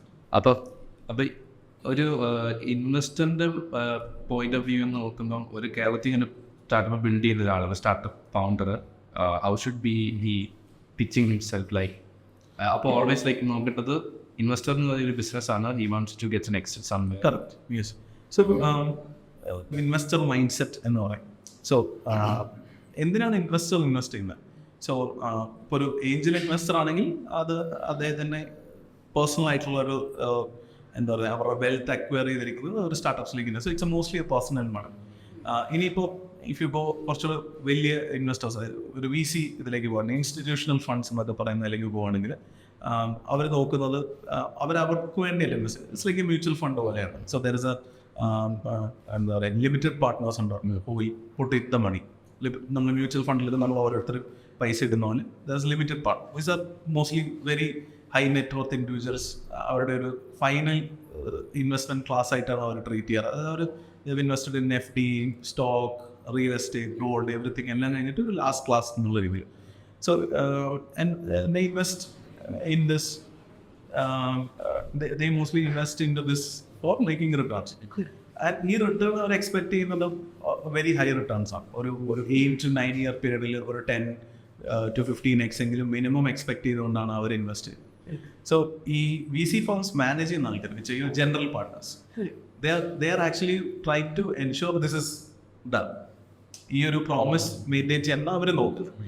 So then the purpose of investment is make money, nothing else. അവർ നോക്കുന്നത് പൈസ ഉണ്ടാക്കുക എന്നുള്ളത് മാത്രമാണ് അവർ നോക്കുന്നത്. Idea is good, concept is good, solution is good. അല്ല ഇതൊക്കെ അവർ this are all metrics to see അവരുടെ പൈസ സേഫ് ആണോ, സെക്യൂർ ആണോ, വിൽ ഇറ്റ് ഗ്രോ എന്നുള്ള ഈ 3 കാര്യങ്ങൾക്ക് വേണ്ടി മാത്രമാണ് അവർ ഒരു സ്റ്റാർട്ടപ്പിൻ്റെ ടീമിനെ അനലൈസ് ചെയ്യുന്നത്, അല്ലെങ്കിൽ ഐഡിയ അനലൈസ് ചെയ്യുന്നത്, പ്രോബ്ലം അനലൈസ് ചെയ്യുന്നത്. ബിക്കോസ് ഒരിക്കലും ഒരു ഇൻവെസ്റ്ററിന് വന്നിട്ട് പറയുമല്ലോ എനിക്ക് സ്റ്റാർട്ടപ്പിനെ കണ്ടു ഇഷ്ടപ്പെട്ടു, അല്ലെങ്കിൽ ഒരു ലോഗോയുടെ കളർ ഇഷ്ടപ്പെട്ടു ഞാൻ ഇൻവെസ്റ്റ് ചെയ്തെന്ന് പറയാൻ പറ്റില്ല. So they have to be objective about it. അതിൽ ഏതിനായിരിക്കും ഫോർ ഞാൻ ഒത്തിരി കേട്ടിട്ടുണ്ട് ലൈക്ക് ഫൗണ്ടറിൻ്റെ എക്സ്പീരിയൻസ്, ലൈക്ക് എത്ര കമ്പനീസ് ബിൽഡ് ചെയ്യുന്നത് എക്സ്പീരിയൻസ് അത് ചിലർക്ക് ഭയങ്കര ഇമ്പോർട്ടൻറ്റ്, ചിലർക്ക് ആ ബിസിനസ് മോഡലാണ് ഇമ്പോർട്ടൻറ്റ്, ചിലർക്ക് growth numbers. Definitely investors invest ചെയ്യുന്നത് ഫൗണ്ടറിലാണ്. ഫൗണ്ടറിൻ്റെ ഹിസ്റ്ററി, ഫൗണ്ടറിൻ്റെ ഹിസ്റ്ററി പറയാമെന്നില്ല, കാരണം ചിലപ്പോൾ യങ് ഫൗണ്ടേഴ്സ് ഉണ്ടാവാറുണ്ട്. ആൻഡ് ഹിസ്റ്ററി മൈ നോട്ട് ഒത്തിരി വർഷങ്ങളുടെ ഹിസ്റ്ററി എന്ന് പറയാൻ പറ്റില്ലായിരിക്കും. But there is a confidence you will see a founder, right? ഒരു ഐഡിയ ഉണ്ട്, ദ എമൗണ്ട് ഓഫ് റിസർച്ച് അവർ ചെയ്തിട്ടുള്ള അവരുടെ ആ ഒരു സെക്ടറിൽ അല്ലെങ്കിൽ ഒരു ടെക്നോളജി അല്ലെങ്കിൽ ആ ഒരു ഏരിയയിലുള്ള അവരുടെ ഗ്രാസ്പ് ഭയങ്കര സ്ട്രോങ് ആയിരിക്കും. നമ്മളൊരു എത്ര ചോദ്യങ്ങൾ നമ്മൾ ചോദിച്ചാലും they will be very confident about not ഒരു അൺറിയലിസ്റ്റിക് കോൺഫിഡൻസ് അല്ല, ബട്ട് ഒരു വെൽ റിസർച്ച്ഡ്, വെൽ നോളജബിൾ ആയിട്ടുള്ള ഒരു കോൺഫിഡൻസ്. ഇതൊക്കെയാണ് ശരിക്കും ഒരു ഇൻവെസ്റ്റർ നോക്കുന്നത്. ബിക്കോസ് ഇപ്പോൾ നമ്മൾ എത്ര റിസർച്ച് ചെയ്താലും, എത്ര പ്ലാൻ ചെയ്താലും, എത്ര ബിസിനസ് പ്ലാൻ, എത്ര ബിസിനസ് മോഡൽ ക്യാൻവസ് വർക്ക്ഔട്ട് ചെയ്താലും the real world business will always be different. അത് നമുക്ക് ഒരു ലെവലിൻ്റെ അപ്പുറത്തേക്ക് നമുക്ക് പ്ലാൻ ചെയ്യാൻ പറ്റില്ല. ബിക്കോസ് നമ്മൾ ഓൺലി പ്ലാൻ ചെയ്യുന്നതെന്ന് പറയുന്നത് on based on lot of assumptions ആണ്. And there is multiple if this happens അങ്ങനെയാണ് നമ്മൾ ബിസിനസ് പ്ലാനിങ് തന്നെ ചെയ്യുന്നത്. ഇതിൽ ഏതെങ്കിലും ഒരു ഈഫ് തെറ്റിപ്പോവുക, അല്ലെങ്കിൽ ഒരു ഈഫിൽ ഒരു വേരിയേഷൻ ഉണ്ടായി കഴിഞ്ഞാൽ പിന്നീടുള്ള എല്ലാ അസംഷൻസിലും ആ വേരിയേഷൻ വരും. And finally the end variation will be very. So അതുകൊണ്ട് business plan, business model, product, solution ഒക്കെ ചേഞ്ച് ചെയ്യാം. ആൻഡ് എഗെയിൻ നമ്മൾ ഇപ്പോൾ ലെറ്റ്സ് സേ ഒരു 2019 ഒരു കമ്പനി സ്റ്റാർട്ട് ചെയ്തു. They had a certain assumptions വെച്ചിട്ട് അവർ മുമ്പോട്ടേക്ക് വരും. 2020 COVID strike. So entire business model will change. So business models are supposed to change. It needs to change. ഒരു സമയം അനുസരിച്ചും ഓരോ കാലഘട്ടം അനുസരിച്ചും അത് മാറിയേ മതിയാവും. മാറാത്ത എല്ലാ ബിസിനസ്സുകളും ക്ലോസ് ഡൗൺ ആയിട്ട്. You can look at Nokia, you can look at Kodak, big businesses. Because they didn't change their business model or they didn't innovate enough. Like this is true for even small businesses like startups. അപ്പോൾ അവരും change ചെയ്യേണ്ട ആവശ്യം വരും. And four ഒരു കൊഡാക്കിനൊക്കെ ചിലപ്പോൾ ഒരു 10-20 വർഷം പിടിച്ച് ചെയ്യാൻ പറ്റും. ബട്ട് ഒരു സ്റ്റാർട്ടപ്പിന് ചിലപ്പോൾ അത് 6 months 3 months ഒക്കെ ചിലപ്പോൾ അത് if they don't innovate or if they don't pivot എന്ന് പറയും, if they don't change there business model they can survive. So ഇത് നടക്കേണ്ട ആവശ്യം അനിവാര്യമായിട്ടുള്ള കാര്യമാണ്. So then what remains? Product change ആവും, സൊല്യൂഷൻ ചേഞ്ച് ആവും, പ്രോബ്ലംസ് ചേഞ്ച് ആവും, ടാർഗറ്റ് ഓഡിയൻസ് ചേഞ്ച് ആവും. B2C ബിസിനസ് നാളെ B2B ആയിട്ട് മാറാം, B2B ബിസിനസ് ചിലപ്പോൾ B2C ആയിട്ട് മാറാം. So all of these things keep changing. What remains is only the founder's passion to solve the core problem. Core problem ചിലപ്പോൾ മാറുണ്ടാവില്ല, sub problems ചിലപ്പോൾ മാറിക്കൊണ്ടേ ഇരിക്കുമായിരിക്കും. But ഇപ്പോൾ ഒരു സ്വിഗ്ഗി എന്ന് പറയുന്നൊരു ഇതെടുത്ത് their core problem is എന്താണ്, കൺവീനിയൻ്റ് ആയിട്ട് ഫുഡ് ഓർഡർ ചെയ്യാൻ പറ്റും, അത്ര മാത്രമേ. അവർ അതിനൊക്കെ ഇൻവോൾവ് ചെയ്യുന്നുണ്ട്. എക്സ്ട്രാ പാർട്ട് കൊണ്ടുവന്ന like those are all evolved business models. But again അപ്പോൾ ചിലപ്പോൾ ഒരു പ്രോബ്ലം ഒന്ന് എക്സ്പാൻഡ് ചെയ്യാം, കൺവീനിയൻ്റ് ആയിട്ട് സാധനങ്ങൾ ഓർഡർ ചെയ്യാൻ പറ്റും. അത് could be food, could be വീട്ടിലേക്ക് വേണ്ട സാധനങ്ങളാണ്. ഇപ്പോൾ ഈവൻ ഇന്നലെ ഞാനൊരു ബിസിനസ് കാർഡ് പ്രിന്റ് ചെയ്തിട്ട് ഞാൻ ഇൻസ്റ്റാമാർട്ട് വഴിയാണ് ഞാൻ ജീനി യൂസ് ചെയ്തിട്ടാണ് പിക്കപ്പ് ചെയ്യുന്നത്. സോ അത്രയും it solves a lot of pickup and delivery problems. So that's an expansion of ഒരു പ്രോബ്ലം. ഞാൻ ജസ്റ്റ് സ്പെസിഫിക് ക്വസ്റ്റ്യൻ ആണ്, ഈ ഡെലിവറി സ്റ്റാർട്ടപ്സ് അല്ലെങ്കിൽ ക്വിക്ക് കൊമേഴ്സ് പറഞ്ഞ ജീനി അല്ലെങ്കിൽ ക്വിക്ക് കൊമേഴ്സ് ആയിട്ടുള്ള 10 minutes delivery, is the way that they can be profitable? Like അത് ആ ഒരു മാക്സ് ഇതൊരു യൂണിറ്റ് കോസ്റ്റ് പ്രോബ്ലമാണ് basically. So there is a unit cost involve. ഇപ്പോൾ ഒരു 7 kilometers ഞാനൊരു സാധനം ഡെലിവറി ചെയ്യാനായിട്ട്, ലൈക്ക് ഇപ്പം ഞാനൊരു സ്വന്തമായിട്ടൊരു ബൈക്കിൽ പോയപ്പോൾ അതിനൊരു കോസ്റ്റ് ഉണ്ട്. എൻ്റെ ഒരു സമയം എടുക്കും, ഞാൻ അങ്ങോട്ടേക്ക് പോകണം, ഞാൻ ഇങ്ങോട്ടേക്ക് തിരിച്ചു വരണം. So it's A double time, double distance. അപ്പോൾ ഇതിന് ഞാൻ കൊടുക്കുന്ന ഒരു എക്സ്പെൻസ് അത്രയെങ്കിലും അവർ ചാർജ് ചെയ്താലേ ഉള്ളൂ ദേ കെൻ സർവൈവ്. ഇപ്പോൾ ഉദാഹരണത്തിന് four travelling 10 kilometers on A car and coming back ചിലപ്പോൾ 20 kilometers cost will be 100 rupees. And എനിക്കൊരു 1 hour എടുക്കുമെന്ന് വിചാരിക്കുക പോയി വരാനായിട്ട്. If I am taking A leave, ഒരു 1 hour ലീവ് എടുക്കുകയാണെങ്കിൽ എനിക്കൊരു ചിലപ്പോൾ ഒരു എമൗണ്ട് ഉണ്ടോ, 200 rupees, 300 rupees, some amount. So totally എൻ്റെ cost of doing that thing is 300 rupees. So at least അതിൻ്റെ സംവാട്ട് കോസ്റ്റ് വരുന്നൊരു സാധനം അവർ ബില്ല് ചെയ്തില്ലെങ്കിൽ ഇവൻച്വലി യൂണിറ്റ് എക്കണോമിക്സ് ഫെയിൽ ആയി. അത് ബില്ല് ചെയ്ത് പോയി കഴിഞ്ഞാൽ ഇപ്പം കിട്ടുന്ന പോലത്തെ ട്രാക്ഷൻ കിട്ടുമോ? ലൈക്ക് ഇപ്പം ഈ ഒരു 100 rupees ഒരു പ്രൊഡക്റ്റ് വാങ്ങിച്ചാൽ you are getting free delivery. അപ്പോൾ ആ ഒരു ഫ്രീ ഡെലിവറി എന്നുള്ള കൺസെപ്റ്റ് ഈവൻ ഡെലിവറി ആപ്സ് പലയിടത്തും എടുത്ത് കളഞ്ഞിട്ടുണ്ട്. There is no free delivery actually anymore. സ്വിഗ്ഗിയിൽ ഫ്രീ ഡെലിവറി ഇല്ല, സൊമാറ്റോയിൽ ഫ്രീ ഡെലിവറി ഇല്ല. I'm not seeing it. പിന്നെ നിങ്ങൾക്ക് ചില സബ്സ്ക്രിപ്ഷൻ മോഡൽസ് ചെയ്യാമോ, ലൈക്ക് സ്വിഗ്ഗി, വണ്ണോ, സൊമാറ്റോ, കോഡോ എന്തെങ്കിലും ചെയ്യാണ്ട് യു ഗെറ്റ് സം ഡിസ്കൗണ്ട് കിട്ടും. അതൊക്കെയാണ്, അതും കുറച്ച് ലിമിറ്റഡ് ആണ്. ലൈക്ക് ഇത്ര കിലോമീറ്ററിനകത്താണെങ്കിൽ മാത്രം, അങ്ങനെയൊക്കെയുള്ള കുറച്ച് റെസ്ട്രിക്ഷൻസ് ഉണ്ട്. കംപ്ലീറ്റ്ലി ഫ്രീ ഡെലിവറി ഇല്ല, ഒരിടത്ത് കംപ്ലീറ്റ്ലി ഫ്രീ ഡെലിവറി വരുന്നില്ല. പിന്നെ എനിവേ ഫോർ ദാറ്റ് പേർപ്പസ് അങ്ങനത്തെ ഉള്ള പ്ലേസസിൽ ലൈക്ക് വേറെ ഫുഡിങ് കൊണ്ടാണെങ്കിൽ ആ ഫുഡിൻ്റെ കോസ്റ്റിൻ്റെ ഒരു 25% അവർ എന്തായാലും കമ്മീഷൻസ് ആയിട്ട്. സോ ഇവരുടെ ഒന്നും ഡെലിവറി ഫീ കാണുന്നില്ലെങ്കിൽ there is a commission revenue, അങ്ങനെയാണ്. But if you're talking about other delivery mechanisms like Tanzo അല്ലെങ്കിൽ സ്വിഗ്ഗി, ചീനി, where only pickup and delivery charges are there. So they'll have to be evaluate whether the unit economics makes sense. Same for Headstart. Yes, unit economics is very critical. ഞാൻ ഒരു customer അതാണ് അവിടെ പിന്നെ ഇപ്പോൾ ഒരു B2C-ലാണെങ്കിൽ if you want to grow like your CAC should be cost of acquisition should be less than the profit that you can get per order. Yes, naturally. കാരണം ഒരു ലിമിറ്റ് ഉണ്ടാവില്ല ഈ ഫണ്ട്. ഈ പറയുന്ന പോലെ people are not ready to randomly പൈസ ഇടാനായിട്ട്. ഇപ്പോൾ പീപ്പിൾ റെഡി, ആൾക്കാർ റെഡി അല്ലേ? People means investors. So the amount of bigger force are getting lower and lower. So unlimited funds illa marketing onathe, and especially rendu മൂന്ന് problems ഉണ്ടാണ്. ഒന്ന് Covid ഉണ്ടായിരുന്നു, there is a Russia Ukraine war, then even now there is an Israel Palestine war. So a lot of problems in the last 3 years which are creating a lot of fund crisis in the world.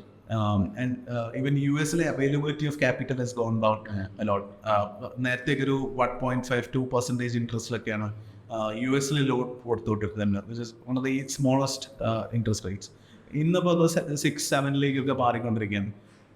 Four ഇന്ത്യക്കാർക്ക് അത് വലിയ amount ഇല്ല, പക്ഷേ four US that's ഭയങ്കര വലിയ ജമ്പാണ്. So availability of capital, ഇപ്പോൾ ഒരു വീട് മേടിക്കാൻ, കാർ മേടിക്കാൻ, പല സാധനങ്ങൾക്കും availability of capital is gone down. This has inadvertently affected all other industries like housing industry, automobile industry, even retail industry. എല്ലായിടത്തും ഇന്ന് ഒരു കാസ്കേഡിങ് എഫക്റ്റ് ഉണ്ടാവുമല്ലോ എനി ഫിസിക്കൽ ഡിസിഷൻ ഗവൺമെന്റ്സ് എടുക്കുമ്പോൾ അതുണ്ടാവും. Plus all these other problems like COVID കുറേ losses ഉണ്ടാക്കി. Russia-Ukraine war brought in a lot of losses to both Russia and European markets. Same thing now happening with various other problems. അപ്പോൾ ഇതൊക്കെ has created a fund crisis in a way. A fund crisis initially affected the stock markets, but most of the VC funds get their funds from returns in stock market. അപ്പോൾ once അവിടെ affect ചെയ്യാൻ തുടങ്ങിയപ്പോഴത്തേക്ക് it started affecting the VC funds also. അപ്പോൾ availability of capital is limited. ഇപ്പോൾ കുറച്ച് ഒരു 2021 വെച്ച് നോക്കുകയാണെങ്കിൽ, അല്ലെങ്കിൽ 2022 ഒക്കെ വെച്ച് നോക്കുകയാണെങ്കിൽ it is much better now. പക്ഷേ ഇറ്റ്സ് സ്റ്റിൽ നോട്ട് ഒരു പ്രീ-കോവിഡ് ടൈംസിലേക്ക് ഒന്നും മാറിയിട്ടില്ല. ഇപ്പോൾ ജസ്റ്റ് ഒരു മെട്രിക്സ് വെച്ച് പറയാനാണെങ്കിൽ in 2021 I think there was a unicorn every every week. Every month, 10 unicorn. There's over 52 unicorns or something like that. So in 2023 I think ഇപ്പോഴാണ് ഒരു യൂണിക്കോൺ പ്രോജക്റ്റ് ആഡായി വരികയൊക്കെ ചെയ്തത്. കഴിഞ്ഞ വർഷം again very less number. Availability fund ഇല്ലാത്തതുകൊണ്ടാണ്. Nothing meets to it's a visual reflection. എന്താണ് ഫണ്ടിൻ്റെ availability? You can see unicorns എത്ര ഉണ്ടായിട്ടുണ്ടെന്ന് നോക്കിയാൽ തന്നെ നമുക്കറിയാം ഫണ്ടിൻ്റെ availability is very limited. Also investors are also growth at all cost എന്നുള്ളൊരു തോട്ട് പ്രോസസ്സിൽ നിന്ന് അവർ മാറാൻ തുടങ്ങിയിട്ടാണ്.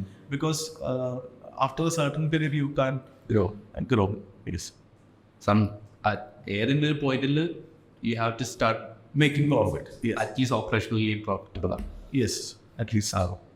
സോ ഇപ്പോൾ മിറ്റു കൂടുതലും ടൈം സ്പെൻഡ് ചെയ്തത് കേരളത്തിലെ എക്കോസിസ്റ്റത്തിലാണ്. ഹെഡ് സ്റ്റാർട്ട് ലീഡ് ചെയ്യുന്നത് അല്ലേ? അപ്പോൾ എനിക്കൊരു എപ്പോഴുള്ളൊരു ക്വസ്റ്റ്യൻ ആണ്, like investments, especially foreign direct ഇൻവെസ്റ്റ്മെൻറ്റ്സോ അല്ലെങ്കിൽ ഒരു പുതിയ കമ്പനി ഇന്ത്യയിലോട്ട് വരുമ്പം ദേ പ്രിഫർ ബാംഗ്ലൂർ. ഇപ്പോൾ സൗത്ത് ഇന്ത്യ നോക്കുകയാണെങ്കിൽ ബാംഗ്ലൂർ, അല്ലെങ്കിൽ ഇപ്പോഴത്തെ hotspot Hyderabad, or maybe Chennai, or even Coimbatore. Then maybe നോർത്തിലോട്ട് പിന്നെ Noida, Gurgaon, Ahmedabad. Why is that not a hotspot in Kerala? ഒരു ഇൻവെസ്റ്റ്മെന്റ് പെർസ്പെക്റ്റീവിലല്ലേ പറയുന്നത്. എന്ത് പുതിയ ബിസിനസ് എൻ്ററിങ് ഇന്ത്യ, ഈ ഒരു സൗത്തിൽ നല്ല ഇൻവെസ്റ്റ്മെന്റ് വരുന്നുണ്ട്. ബട്ട് കേരളത്തിലെ ന്യൂ ബിസിനസ്സസ് ഇന്ത്യയിലേക്ക് വരുന്നതാണോ? ഇൻവെസ്റ്റ് അതായത് ഓൾറെഡി മേ ബി രണ്ട് ടൈപ്പ് ഉണ്ടല്ലോ. ഓൾറെഡി വെളിയിൽ നിന്ന് ബിഗ് ബിസിനസ് ആണ് they try to enter India. Okay, they make to the Indian HQ in Bangalore or Hyderabad. അല്ലെങ്കിൽ ഇൻവെസ്റ്റ്മെന്റ് മണിയും വരുമ്പോഴും they prefer startups in Bangalore or with these.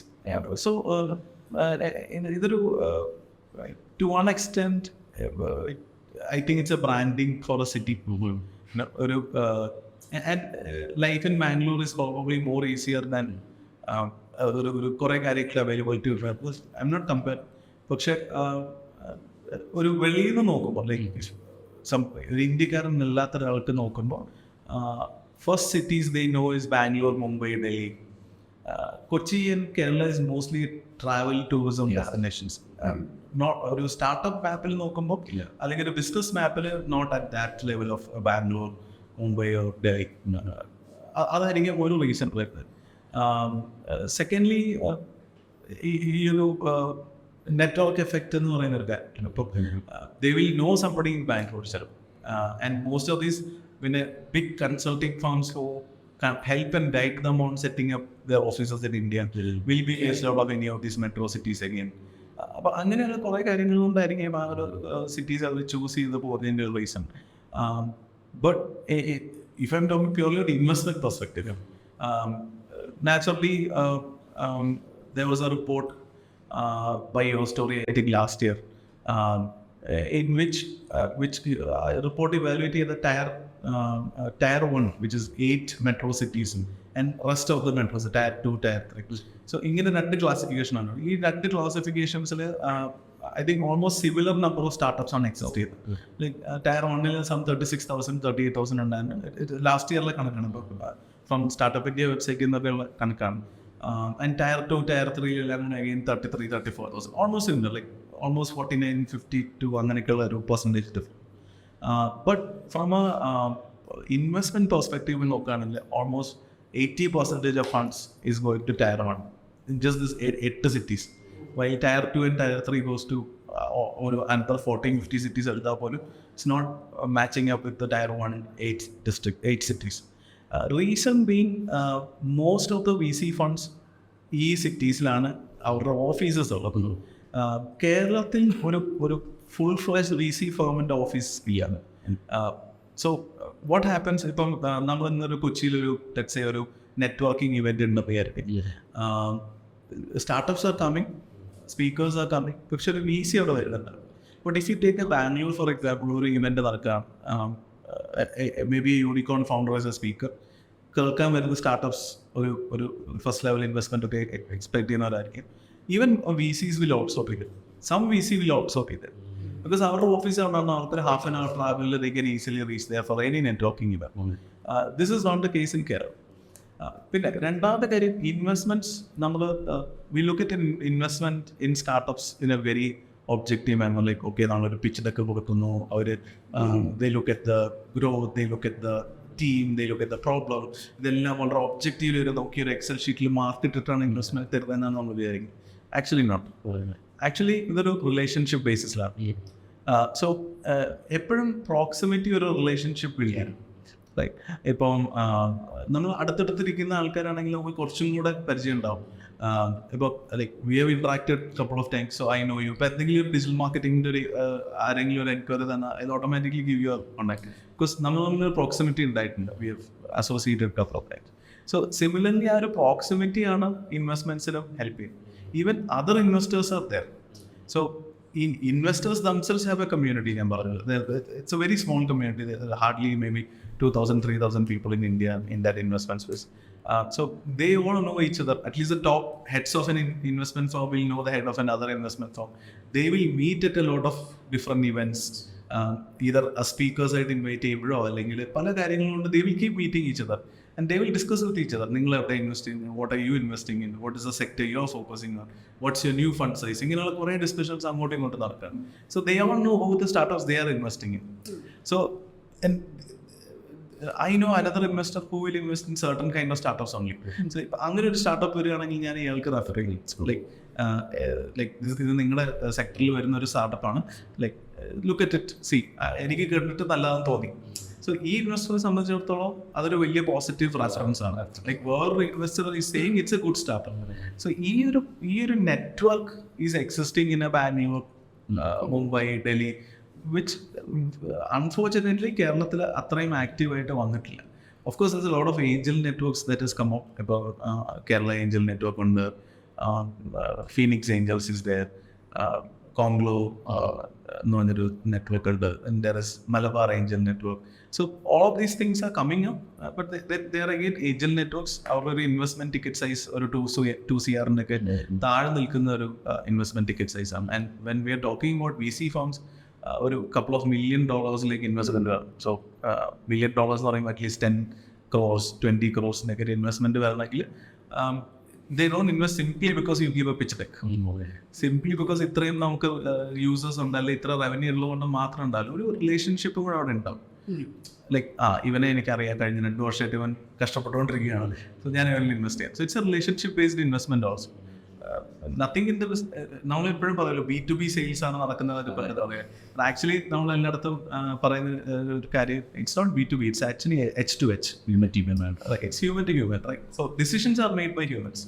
Although it might be an investment firm and a startup, decision is made by an individual investor or an individual partner over there, and the individual founder here. Founder decide ചെയ്യണം investor എടുക്കാൻ. That's also there. Just it's not necessary all founders will always agree to an investment term. Right? Both of these people should decide. അതെങ്ങനെ decision ഉണ്ടാവുക, there is some sort of relationship. With കേരളത്തിൽ അത്ര unfortunately we haven't been able to build it as an ecosystem. So ഇപ്പം ഭയങ്കര over used ആയിട്ടുള്ള ഒരു ടേമാണ് ഹസൽ. Okay, so ഹസൽ culture എന്ന് പറയുന്നത് അപ്പം ഞാൻ പേഴ്സണലി ഹസൽ കൾച്ചർ എൻകറേജ് ചെയ്യുന്നില്ല. ബിക്കോസ് എന്താ 24/7 നിങ്ങൾ വർക്ക് ചെയ്യാം, എന്താ maximum effort means maximum effort കൊടുക്കാം, പക്ഷേ ഉറങ്ങാതെ നിങ്ങൾ വർക്ക് ചെയ്ത് അപ്പോൾ ഹസൽ കൾച്ചറിനൊരു റോങ് രീതിയിൽ പ്ലേസ് ചെയ്തെന്നുള്ള ഒരു തോട്ട് എനിക്ക് വന്നിട്ടുണ്ട്. സോ അതിൻ്റെ ഒരു ടേക്ക് എന്തായിരിക്കും കിട്ടുന്നുള്ളത്?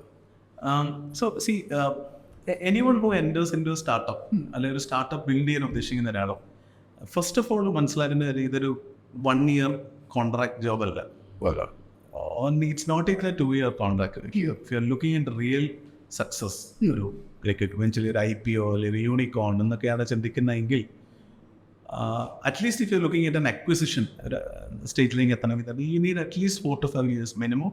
ഒരു യൂണിക്കോൺ ഒക്കെ ആണെങ്കിൽ 7-8 years. There are one-off cases of the like credit പോലത്തെയുള്ള companies become a unicorn like 1 year അങ്ങനെ. But that's then a founder past experience and that's a totally different story. Everybody cannot be a credit or Merstra for that matter. So ഈ ഒരു journey is a 7-year journey. Maybe a unicorn journey ആയിരിക്കാം, maybe IPO journey ആയിരിക്കും. It's at least 7 to 10 years you have to invest. So ഈ 7 to 10 years if you have to go forward, you need your health. First of all, you need your peace of mind. Yes. And after a certain level, you can't simply hustle. Okay. You can hustle maybe when you're a small team. Like 4 പേര് 5 പേര് അല്ലെങ്കിൽ 10 പേര് വരെയൊക്കെ you can do it. After that, you're hiring people who are not founding team, who are your employees. Employees will not hustle. They will work 9 to 5. If they're passionate and they are interested, they'll spend some more time. But they're not going to spend 24/7 in dollars. And when you have larger number of employees, you need to have certain culture. You can't call all the employees at 1 a.m. and ask for a document. Nobody will respond. അപ്പോൾ ഇങ്ങനത്തെ കുറേ കാര്യങ്ങളുണ്ട്. And I primarily feel health is critical because if you don't have your health, you can't become a unicorn and think now. So you need that health also with you, and you need your and after a certain period of time, you're not just developing code or you're not just doing things. You have to take decisions. And decisions എടുക്കാനായിട്ട് half sleepy decisions എടുക്കാൻ ചിലപ്പോൾ പറ്റില്ല. Coding can be a muscle memory ആയിട്ട് ചെയ്യാൻ പറ്റും. Like as a designer I design for 36 hours without sleeping. പക്ഷേ if in between that ആരെങ്കിലും എന്നോട് വന്നിട്ടൊരു സ്ട്രാറ്റജിക് ഡിസിഷൻ എടുക്കാൻ പറഞ്ഞാൽ like I will be like burned out. അപ്പോൾ if you are going to build a big organization, hustle cannot work. But hustle will work always in that beginning stage. And it also is nice to hustle in between. Like at a സമയത്ത് like you want to hustle or create a new feature in your startup, like something new. ഒരു പെട്ടെന്ന് like festival season ആണ്, you want to create a new marketing campaign. Like പെട്ടെന്ന് നിങ്ങളൊരു idea കിട്ടി, you want to build it and for that you're working ഒരു 3-4 ദിവസം ഒരുമിച്ചിരുന്ന് കഷ്ടപ്പെട്ട് വർക്ക് ചെയ്യുന്നു. That all is fine. അതൊരു it's an adrenaline rush. It's ഒരു happiness and that's what you have started this journey for. Like അത് എന്തായാലും വേണം. പക്ഷേ if you're going to do this like for the next 8 years and ഒരു 4 വർഷം കഴിയുമ്പോഴത്തേക്ക് അവിടെ തട്ടിപ്പോകാനുള്ള ചാൻസ് കൂടുതൽ. ഓക്കെ, സോ ഒരു സ്റ്റാർട്ടപ്പ് നോക്കുവാണെങ്കിൽ ഒരു ഓൺടർപ്രണർ ലൈക്ക് ചെയ്യുന്ന ഏറ്റവും വലിയൊരു മിസ്റ്റേക്ക് എന്തായിരിക്കും? ലൈക്ക് പെട്ടെന്ന് ഐഡൻറ്റിഫൈ ചെയ്യാൻ പറ്റത്തില്ല, പക്ഷെ അങ്ങനെ ഐഡൻറ്റിഫൈ ചെയ്യാൻ പറ്റാത്തൊരു മിസ്റ്റേക്ക് അത് എന്തായിരിക്കും? സോ മോസ്റ്റ്ലി സ്റ്റാർട്ടപ്സ് ബിൽഡ് ചെയ്യുന്ന ആൾക്കാർ so they're very passionate people. നമ്മളൊരു പ്രോഡക്റ്റിനുണ്ട് അല്ലെങ്കിൽ നമുക്കൊരു ഐഡിയ ഉണ്ട്. Like I need to be very passionate. ഇപ്പം ഞാൻ ഈ പറഞ്ഞ പോലെ 7-8 years സ്പെൻഡ് ചെയ്യണമെങ്കിൽ ഞാൻ അത്രയും പാഷനേറ്റ് ആണെങ്കിൽ എനിക്കത് സ്പെൻഡ് ചെയ്യാൻ പറ്റുമോ? അപ്പോൾ ഞാൻ അങ്ങനെ സ്പെൻഡ് ചെയ്യാൻ തുടങ്ങുമ്പോൾ ആ ഒരു പാഷൻ ഉണ്ടാകുമ്പോൾ നോർമലി ഞാൻ അതിലേക്ക് my idea, my product, it's everything is mine. Like എന്താ പറയുക, നമ്മളൊരു ഭയങ്കര അതിനകത്തേക്ക് ഇൻവോൾവ് ആയി പോകുന്ന ഒരു സിറ്റുവേഷൻ ഉണ്ടോ. So sometimes as A founder നമുക്ക് ഇതിൽ നിന്ന് പിൻവലിൽ നിന്നിട്ട് നമുക്കൊരു എന്താ പറയുക, ഒരു ഈഗിളായി വ്യൂ എപ്പോഴും നമ്മുടെ ബിസിനസ് പ്രോഡക്റ്റിനെ കുറിച്ചൊക്കെ ഉണ്ടാവുന്ന ആവശ്യം നമുക്ക്. ബിക്കോസ് നമ്മളൊരു തുടക്കത്തിലൊരു ഐഡിയ ഉണ്ടായിരുന്നു, ഒരു സൊല്യൂഷൻ നമ്മൾ കണ്ടുപിടിച്ചു, അതിനെ വർക്ക് ചെയ്യാൻ തുടങ്ങി. അതിലേക്ക് മാത്രം നമ്മൾ വർക്ക് ചെയ്യുമ്പോൾ ചിലപ്പോൾ നമ്മൾ നമ്മുടെ സറൗണ്ടിങ്സിൽ നടക്കുന്ന കാര്യങ്ങൾ മിസ്സായി പോകാനുള്ള ചാൻസസ് കൂടുതലായിട്ട്. Okay, and another thing I also see is founders building product continue ഇങ്ങനെ പ്രൊഡക്റ്റ് ബിൽഡ് ചെയ്തുകൊണ്ടേ ഇരിക്കുകയാണ്. But it never reaches the market or they don't focus on sales marketing and other. Business is not just product is one vertical of business. നല്ല പ്രൊഡക്റ്റുമാണ്, എന്നാലേ നമുക്ക് definitely sales ഉണ്ടാവുള്ളൂ, users ഉണ്ടാവുള്ളൂ. I completely agree on those things. But sometimes if you delay your product by 1 year, 2 year, വേറെ ആരെങ്കിലും similar product മാർക്കറ്റിൽ launch ചെയ്യും, they will acquire customers, then it becomes difficult. നിങ്ങൾക്ക് അത് അക്വയർ ചെയ്യാൻ difficult ആവും. സോ ഒരു പ്രൊഡക്റ്റിൻ്റെ ആ ഒരു പ്രോപ്പർ റോഡ് മാപ്പിംഗ് പലപ്പോഴും ആസ് എ ഫൗണ്ടർ ചെയ്യാൻ മറന്നുപോകും. റോഡ് മാപ്പ് എന്ന് പറഞ്ഞാൽ ഇപ്പം ഞാനൊരു പ്രൊഡക്റ്റ് ബിൽഡ് ചെയ്യണം, അതിൽ ഏതൊക്കെ ഫീച്ചറാണ് ഇപ്പോൾ വേണ്ടത്, അല്ലെങ്കിൽ ഏതൊക്കെ ഫീച്ചറാണ് എൻ്റെ വെർഷൻ 1 വേണ്ടത്, അത് കഴിഞ്ഞിട്ട് ഏതൊക്കെ ഫീച്ചർ വേണം വെർഷൻ 2, വെർഷൻ 3, ഇത് ഇത്ര സമയത്തുള്ളിൽ ഞാൻ ഇറക്കും. ഇതൊരു പ്രോപ്പർ റോഡ് മാപ്പ് ഇല്ലാതെ നമ്മൾ ബിൽഡ് ചെയ്തുകൊണ്ടേ ഇരിക്കുമ്പോൾ പ്രോബ്ലം എന്താ ഉണ്ടാവുമെന്ന് വെച്ച് കഴിഞ്ഞാൽ you are consumed by your product and it never reaches the enough market, അല്ലെങ്കിൽ ഇനഫ് സെയിൽസ് ഉണ്ടാവില്ല, ഇനഫ് കസ്റ്റമർ അക്വിസിഷൻ ഉണ്ടാവില്ല. And this becomes a bigger problem later on. കാരണം ഒരു 3 years ആയിട്ട് if you have not launched your product into the market, ഈ story ആയിട്ടാണ് നമ്മൾ investor അടുത്തേക്ക് പോകുന്നതെങ്കിൽ they will never invest in you will not be able to raise funds, you lose a lot of other benefits that you can get. ഇത് ഞാൻ consistently ഫൗണ്ടേഴ്സിൽ കാണുന്നത്, especially founders or very technology enabled. അവർ തന്നെ developers or coders or they can develop, they have some sort of technology skill ഉള്ളതൊക്കെ കാണുന്ന ഒരു common problem is they are still building their product. കാരണം ഒരു ഫീച്ചർ ബിൽഡ് ചെയ്തത് ഈ feel okay that is not ready yet, പിന്നെ അത് build ചെയ്യും. So it keeps on going. അതെ, ഞാൻ പ്രത്യേകിച്ച് ടെക് ഫൗണ്ടേഴ്സ് ആണെങ്കിൽ മോസ്റ്റ്ലി ടെക്നോളജി സോ അങ്ങനത്തുള്ളവർ they become too obsessed with the product. They say that okay, marketing ആവശ്യമില്ല, this will find everybody, those kinds of stuff. And we two different features of the platform ഒക്കെ maybe 3 ആ minimalism ചിലപ്പോൾ പോകാൻ chance. So അതും ഒരു again ഇത് over engineering ഒരു പ്രോബ്ലമാണ് ശരിക്കും. So sometimes to solve this problem ഇത്രയും കാര്യം മതിയല്ലേ. എന്നോട് it go view every product might not need an AI assistant ആവശ്യം ഉണ്ടാവില്ല. But just because you feel that I know how to do it, I will do it എന്ന് പറയുന്ന കാര്യം. So ഇത് again like to come back to how startups look or how founders look at products is mostly they look at problem, solution. അങ്ങനെയാണ് നോക്കും. Problem and solution, then they go and look at customers. Actually, it should be like I have an idea, I will look at the customers. ആ കസ്റ്റമർക്ക് എന്താ വേണ്ടത്, that will become a solution. അങ്ങനെയുള്ള thought പ്രോസസ്സിലേക്ക് അതൊരു design thinking concept ആണോ. Like you look at the end user and then build the solutions. Maybe our end user, they don't need 20 features, they just need one feature. Or you build a one feature, you launch it in the market, and then you see the feature vena. Your user will tell you ഏതാ അടുത്ത feature ആണ്. You have 19 features planned, but your user will tell you like എനിക്ക് ഈ 13ാമത്തെ ഫീച്ചറാണ് more critical. What if you are building 1 to 12 and not building the 13th one? No use. അപ്പോൾ your users will give you the real data. നമുക്ക് ഒരിക്കലും നമ്മുടെ അസംഷൻസിന് ഇത് കിട്ടാത്ത അത്രയും data or feedbacks or insights your user will give you. So launch your product fast, get the feedback, build the next feature or next product or improve the product accordingly. This is again lean startup model എന്നൊക്കെ പറയുന്ന ഒരു concept ഇതാണ് basically. You don't build the whole thing. MVP build, then you test it, try it, feedback, build next feature or improve. Then you keep doing that cycle again and again. So that gets you the product. Yeah. So as a founder, detachment നല്ലതായിരിക്കും. Definitely. Yes. ഒരു real life കിട്ടാനായിട്ടും. Yes. Son up, it is your baby, but still it's not your baby also.